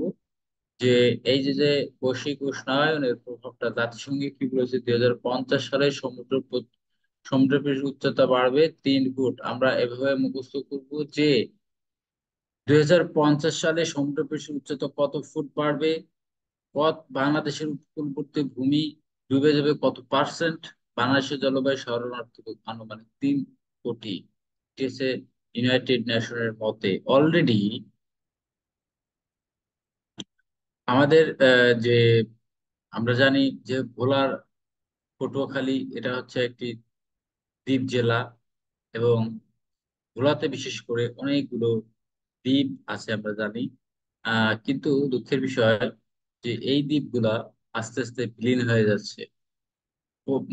পানির পরিমাণ এতটাই বেড়ে গিয়েছে যে ভোলা সবচেয়ে দ্রুত, ভোলা জেলেটা ধ্বংস হয়ে যাবে, পানির নিচে চলে যাবে, ডুবে যাবে বিশেষ করে। তো যাই হোক, এই যে যে জলবায়ু সংক্রান্ত যে মিটিং করি, মিটিং করে, এবং এর যে নিয়ন্ত্রণদাতা তার নাম হচ্ছে এই আইপিসিসি। এই আইপিসিসি এর তথ্যটা কি? সে বলেছে 2030 সালের পর নদীর প্রবাহ কমে যাবে, 2050 সালের মধ্যে পৌঁছতে হবে 100 কোটি মানুষ। আইপিসিসি বলছে। তো আমরা এশিয়ান ডেভেলপমেন্ট ব্যাংক কি বলছে, দক্ষিণ এশিয়ায় পানি ও খাদ্য ঝুঁকিতে পড়বে 150 কোটি বেশি মানুষ। 2100 সাল নাগাদ বিশ্বে চাষাবাদ হ্রাস করবে 20 থেকে 40%। আমরা ওয়ার্ল্ড ব্যাংক কি বলেছে? ওয়ার্ল্ড ব্যাংক বলছে 2009 সালে বিশ্ব ব্যাংক বৈশ্বিক উষ্ণায়নের জন্য চিহ্নিত করেছে 5টি ঝুঁকি। কি সেগুলো? কি? মরুকরণ, বন্যা, ঝড়, সমুদ্র পৃষ্ঠের উচ্চতা বৃদ্ধি, কৃষিক্ষেত্রে অধিগত অনিশ্চয়তা। খুবই গুরুত্বপূর্ণ এটি। এখান থেকে আহ, প্রশ্ন এভাবে আসবে, এখানে যেভাবে লেখা এভাবে আসে যে বিশ্ব ব্যাংকের মতে 2009 সালে বিশ্ব ব্যাংক বৈশ্বিক উষ্ণায়নের জন্য চিহ্নিত করেছে নিম্নের কোনটি বা কোনগুলো। সেক্ষেত্রে আমাদের এই 5টি মুখস্থ করতে হবে যে মরুকরণ, বন্যা, ঝড়, সমুদ্র পৃষ্ঠের উচ্চতা বৃদ্ধি, কৃষিক্ষেত্রে অধিকতর অনিশ্চয়তা। এই 5টাই মুখস্থ করতে হবে, কারণ এটি কিন্তু আমাদের নিজেদের বানানো না, এটা বিশ্ব ব্যাংকের মতে।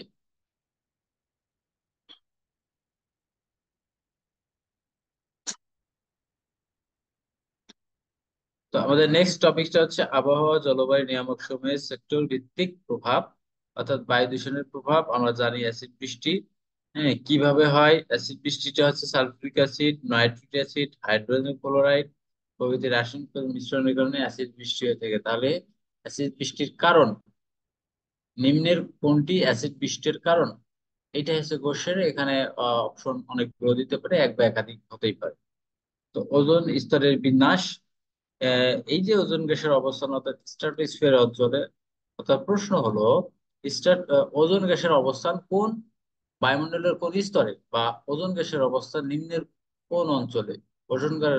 ওজোন গ্যাসের অবস্থান বায়ুমণ্ডলের কোন স্তরে? এই জিনিসগুলো আমাদেরকে একটু সুন্দর করে মুখস্থ করতে হবে।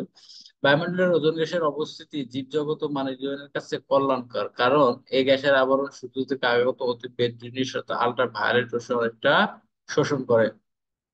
তো আমরা জানি যে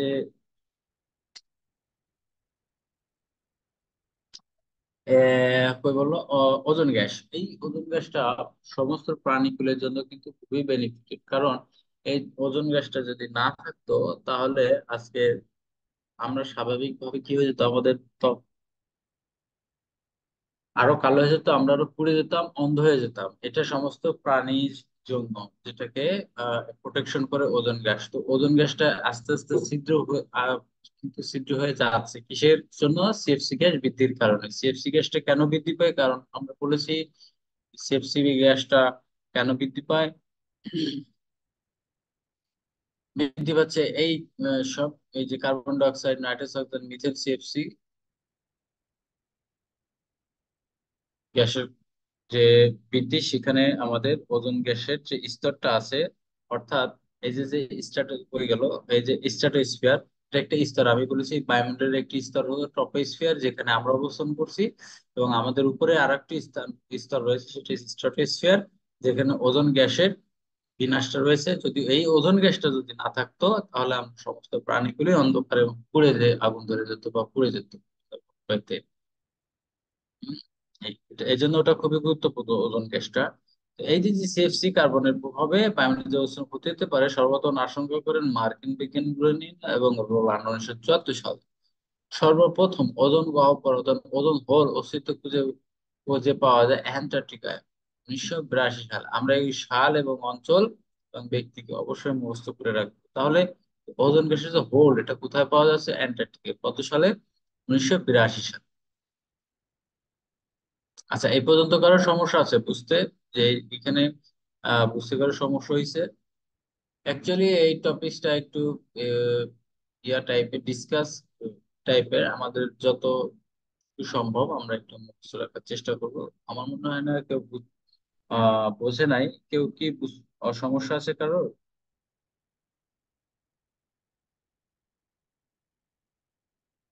ওকে। না আহ স্যার। তাহলে আমরা আর একটা কনফিউশন আজকে দূর করব, অর্থাৎ মাইগ্রেশন, অর্থাৎ অভিবাসন বা অভিগমন, এই জিনিসটা কেমন? যেমনটা আমি বাংলাদেশে থাকি, বাংলাদেশে গিয়ে সৌদিতে গেলাম, সৌদিতে গিয়ে আমি 6 মাস এখানে থাকলাম, থেকে আবার বাংলাদেশে অবস্থান করলাম। এমনকি অনেক সময় হয় গেলাম তো আর আসলাম না। তো এটা কি কারণে হতে পারে? একটা হলো ইচ্ছাকৃত, আর একটা হলো অনিচ্ছাকৃত। তো এই জিনিসটাই আমরা আজকে ক্লিয়ার হয়ে যাব।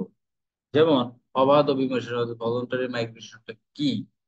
নিজের ইচ্ছায় বাসস্থান ত্যাগ করে আপন পছন্দ মতো স্থানে বসবাস করাকে অবাধ অভিবাসন বলে। আমি ঢাকায় থাকি, এখন আমি কুমিল্লা গিয়ে বসবাস করব, এটা হচ্ছে অবাধ অভিবাসন, আমার ইচ্ছায়। বলপূর্বক অভিবাসনটা কি? একদম এক্সাম্পল, রোহিঙ্গা বাংলাদেশে অনুপ্রবেশ করেছে, বলপূর্বক হত্যা লুণ্ঠনের মাধ্যমে বিভিন্ন চাপের মানে রাজনৈতিক চাপের মুখে কিংবা পরোক্ষভাবে অর্থনৈতিক সামাজিক চাপ সৃষ্টির ফলেও কিন্তু মানুষ বাধ্য হয়ে অভিগমন করে। এটাই হচ্ছে অভিবাসন, এটা হচ্ছে বলপূর্বক। এবার আমরা এখানে একটা জিনিস দেখি, যে এই যে যে স্থানভেদে অভিগমন, এই যে রাষ্ট্র অভ্যন্তর এবং আন্তর্জাতিক, আর একটু ক্লিয়ার হবো এবার। যেমন রাষ্ট্র অভ্যন্তরীণ, আমি বললাম আমি ঢাকা থেকে এখন আমি কুমিল্লায় সেটেল হব, অর্থাৎ আমি তো আবার রাষ্ট্রের মধ্যেই, আমি ঢাকা থেকে কুমিল্লা গিয়ে সেটেল হয়ে গেলাম, আমি আমার আর ঢাকায় কোনো বসত বাড়ি নাই, এখানে আমি করিও না। সেক্ষেত্রে কি হলো? রাষ্ট্রের অভ্যন্তরীণ। তো রাষ্ট্রের অভ্যন্তরীণ যেহেতু এটা ভিতরে, তাহলে রাষ্ট্রের বাইরে যেহেতু যখন হয়ে যাবে, অর্থাৎ এই যে একটি দেশের বর্ডার আমরা ক্রস করবো, সেটা হয়ে যাবে আন্তর্জাতিক, কি? আন্তর্জাতিক অভিবাসন।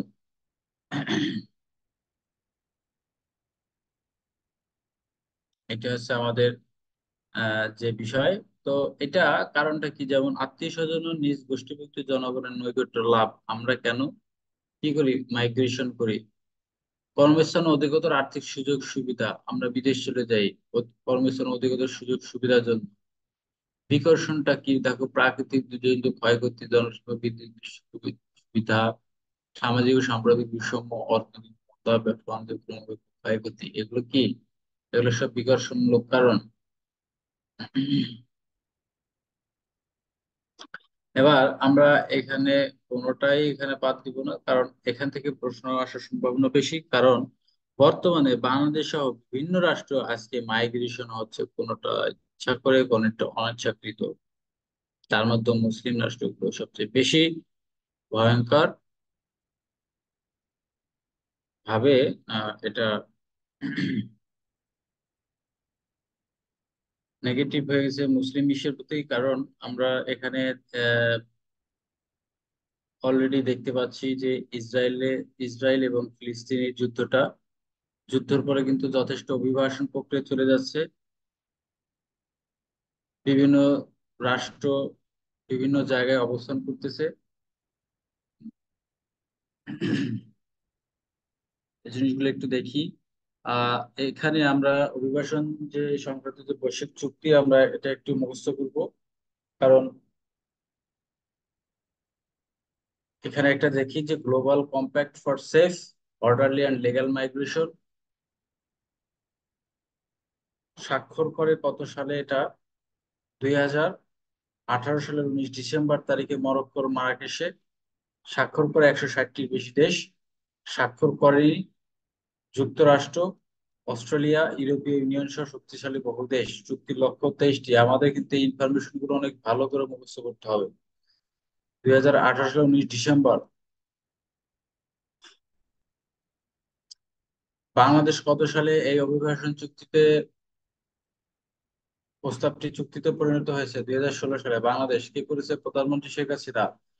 এটার নামের থেকে বড় বিষয় হলো এইখানে প্রশ্ন হবে বাংলাদেশ কত সালে, 2016 সালে। চুক্তির লক্ষ্য কয়টি? 23টি। স্বাক্ষর করেনি যুক্তরাষ্ট্র, অস্ট্রেলিয়া, ইউরোপীয় ইউনিয়ন সহ। দেখেন এখানে একটা বিষয়, মাইগ্রেশনে যুক্তরাষ্ট্র কিন্তু সহজে সিগনেচার করে না, বিশেষ করে, এবং ইউরোপীয় ইউনিয়ন সহ। কারণটা হলো এরা অনেক, এরা জানে যে এটা আমরা যদি এখন এটা করি তাহলে আমরা যুদ্ধ করতে পারবো না, আমরা দুর্বল হয়ে যাব।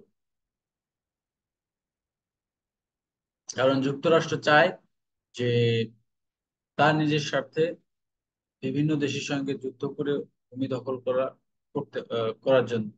কিন্তু তাদের টেকনিকটা হলো, যদি আমরা ভূমি দখল করতে যাই আর যদি আমরা বৈশ্বিক চুক্তিতে স্বাক্ষর করি, তাহলে তো আমাদের দেশে অনুপ্রবেশ করাতে হবে। যদি করে তাহলে তো তারা ঠেকাতে পারবে না। দ্যাটস ওয়াই তারা এই চুক্তি থেকে সরে আসে।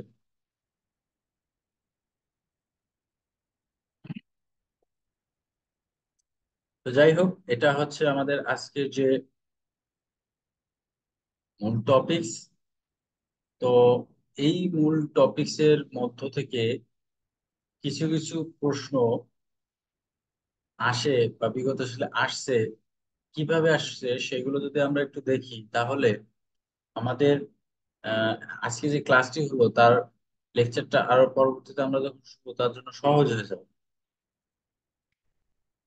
তো আমরা বিগত সালে কিছু প্রশ্নগুলি এখানে সলভ করি এবং যুক্তি সহকারে।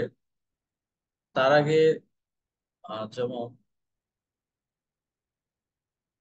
আচ্ছা, তো আমার কথা হলো, আমি প্রথমে বলেছি যে পরীক্ষার প্রশ্ন যদি একটু কমপ্লিকেটেড করতে চায় পিএসসি, সেক্ষেত্রে কিন্তু একটু ডিপে হাত দেবে। অর্থাৎ প্রত্যেকটা টপিক্স এর গভীরতা চলে যাবে। কেন চলে যাবে? একই কোশ্চেন, একই টপিকস, একই কোশ্চেন কোথায় পায় এরা, কোথায় পাবে, কিভাবে পাবে? আসলে কোশ্চেন পায় যে যদি রিপিট করতে যায় তাহলে ইজি হয়ে যায়। তো আমি এখানে কিছু জিনিস, যেমন বাংলাদেশের সাহিত্যের সঠিক অনুক্রম কোনটি, প্রশ্নটি বুঝে উত্তর দিতে পারলে খুব সহজ। বিশ্ববর্ষ শরৎ হেমন্ত, অর্থাৎ এটা গ্রাজুয়ালি ক্রমান্বয়ে কিভাবে যাবে সেটা। একই পরিমাণ বৃষ্টিপাত অঞ্চল সমূহকে যে কাল্পনিক রেখার সাহায্যে দেখানো হয় তার নাম কি? আইসোহাইট আমরা যেটা ওখানে পড়েছি যে একই পরিমাণ বৃষ্টিপাত, সেটা। মধ্যম উচ্চতার মেঘ কোনটি? অবশ্যই কিউমুলাস মধ্যম উচ্চতা। দেখেন এখানে নিম্বাস, সিরাস, আবার 4 নম্বর অপশন লিখছি কোনোটিই নয়। তার মানে আমরা আমাদের মতো করে মুখস্থ করব, জেনে বুঝে। আর আনসার করার সময় অপশন দেখে সেটাকে আমাদের বের করতে হবে। আমি ওখানেও কিন্তু বারবার বলে আসছি, এগুলো একটু খেয়াল করতে হবে।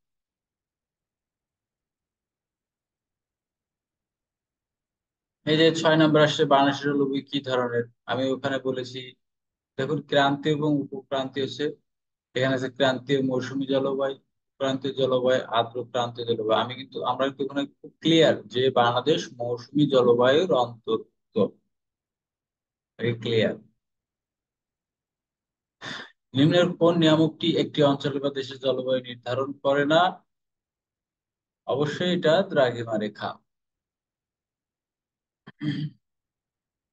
বাংলাদেশের বার্ষিক সর্বোচ্চ গড় বৃষ্টিপাত দিনের কোন স্টেশনে রেকর্ড করা হয়? সিলেট।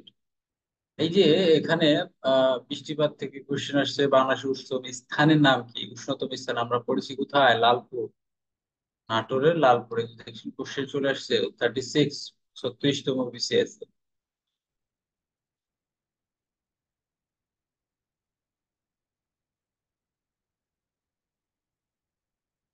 কিসে স্রোতে নদী খাত গভীর হয়? Confusion question.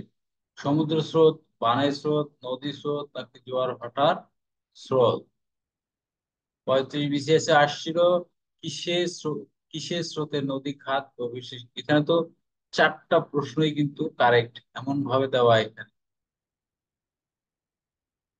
তো আমাদের একটু এই 4টার মধ্যে আমাদের একটু খাটাইতে হবে, ব্রেন খাটাতে হবে যে নদী খাত গভীর হয় কিসের মাধ্যমে? স্রোতের মাধ্যমে।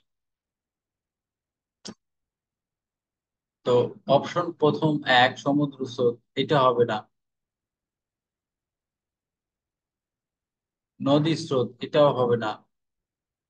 পানের স্রোত, এটা হবে না। হবে কি জোয়ার ভাটার স্রোত। কেন হবে?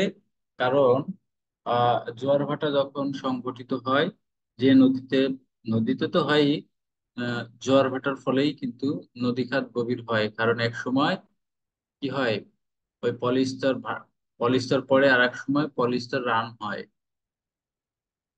যার কারণে গভীরতার সৃষ্টি হয়। তো যাই হোক, আমরা মোটামুটি শেষ পর্যায়ে চলে আসছি।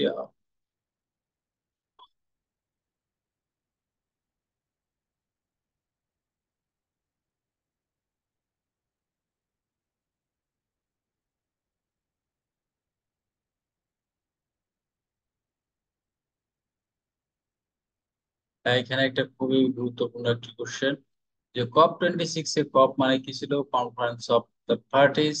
সর্বশেষ COP26 না, সম্ভবত সর্বশেষ COP27 এটা অনুষ্ঠিত হয়েছিল 27 আসছে হচ্ছে আরব আমিরাতে। COP27 এটা হচ্ছে আরব আমিরাত। এটা খেয়াল রাখবেন, আরবে, ইউ এ ই, এখানে দেই এরকম বাঁকা বাঁকা। ইউএই মানে সংযুক্ত আরব আমিরাত। এটা কোথায়? COP26, conference of parties. তো এইখানে একটা গুরুত্বপূর্ণ প্রশ্ন, প্রাকৃতিক গ্যাসের প্রধান উপাদানটা কি? প্রাকৃতিক গ্যাসের প্রধান উপাদান হচ্ছে মিথেন।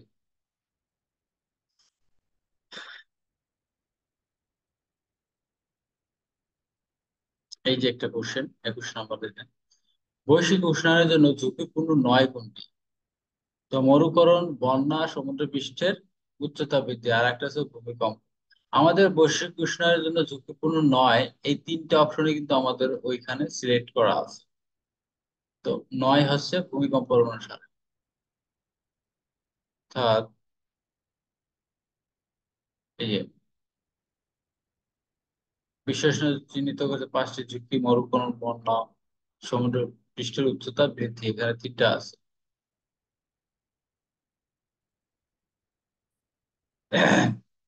তাহলে আমার এখানে 3টা আছে, তার মানে আমার এখানে ক্রস। ঠিক আছে, এ বিষয়ে কারো কোনো কোশ্চেন আছে? একটু বলেন, ক্লিয়ার?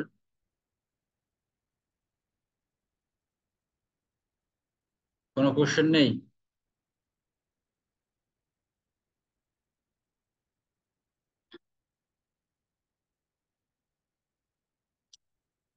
পার্টিসিপেন্ট আছেন, আস্তে আস্তে ধীরে কমে যাচ্ছে অনেকেই। কারো কোনো কোশ্চেন থাকলে বলেন, আমি কোশ্চেনের উত্তরটা দিই।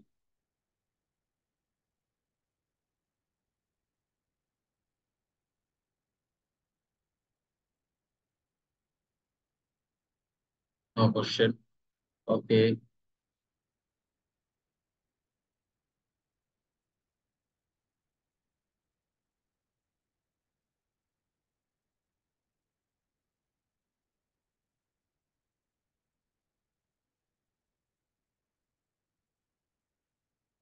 আলমগীর আহমেদ চৌধুরী, আপনি আছেন লাইনে?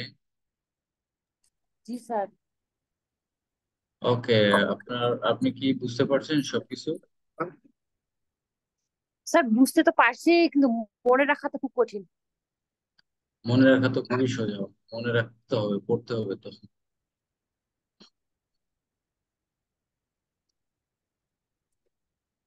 না পড়লে মনে থাকবে কিভাবে? আজকে তো কেবল লেকচারটা হলো, আপনারা ধীরে ধীরে এগুলো নিজেরা প্র্যাকটিস করবেন, করবেন, সহজ হয়ে যাবে, পড়তে পড়তে সহজ হবে। তারপরে কি আছে, সাফায়াতুল, রুদ্র আছে, রুদ্র। জি স্যার, আছে স্যার। কোনো সমস্যা আছে? আজকের না টপিকটা স্যার। যদি একটু ইজি, না টেকনিক্যাল, এটা একটু মুখস্থের বিষয়। ওকে। তারপরে নাদিয়া ইসলাম। জি স্যার, বুঝতে পেরেছি।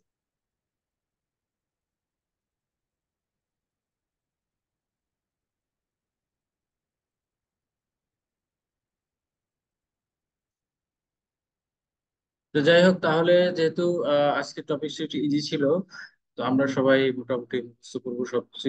পড়াশোনার একটু সময় দিতে হবে, সময় কিন্তু খুব বেশি নেই। পরীক্ষা কিন্তু একদম নকিং এট দ্য ডোর, খুব বেশি দূরে না। তো আমরা বেশি বেশি করে সময় দেওয়ার চেষ্টা করি, যথেষ্ট সময় দিব। কারো কোনো সমস্যা হলে অবশ্যই আমাদেরকে নক করবেন, আমরা সেইভাবে উত্তর দেওয়ার চেষ্টা করব। তো ঠিক আছে, আজকে আমরা শেষ করি সেশনটা। আপনারা সবাই ভালো থাকবেন, আগামী ক্লাসে অবশ্যই সবার সঙ্গে আরো ভালো সময় কাটাবেন যদি বেঁচে থাকে, ইনশাল্লাহ।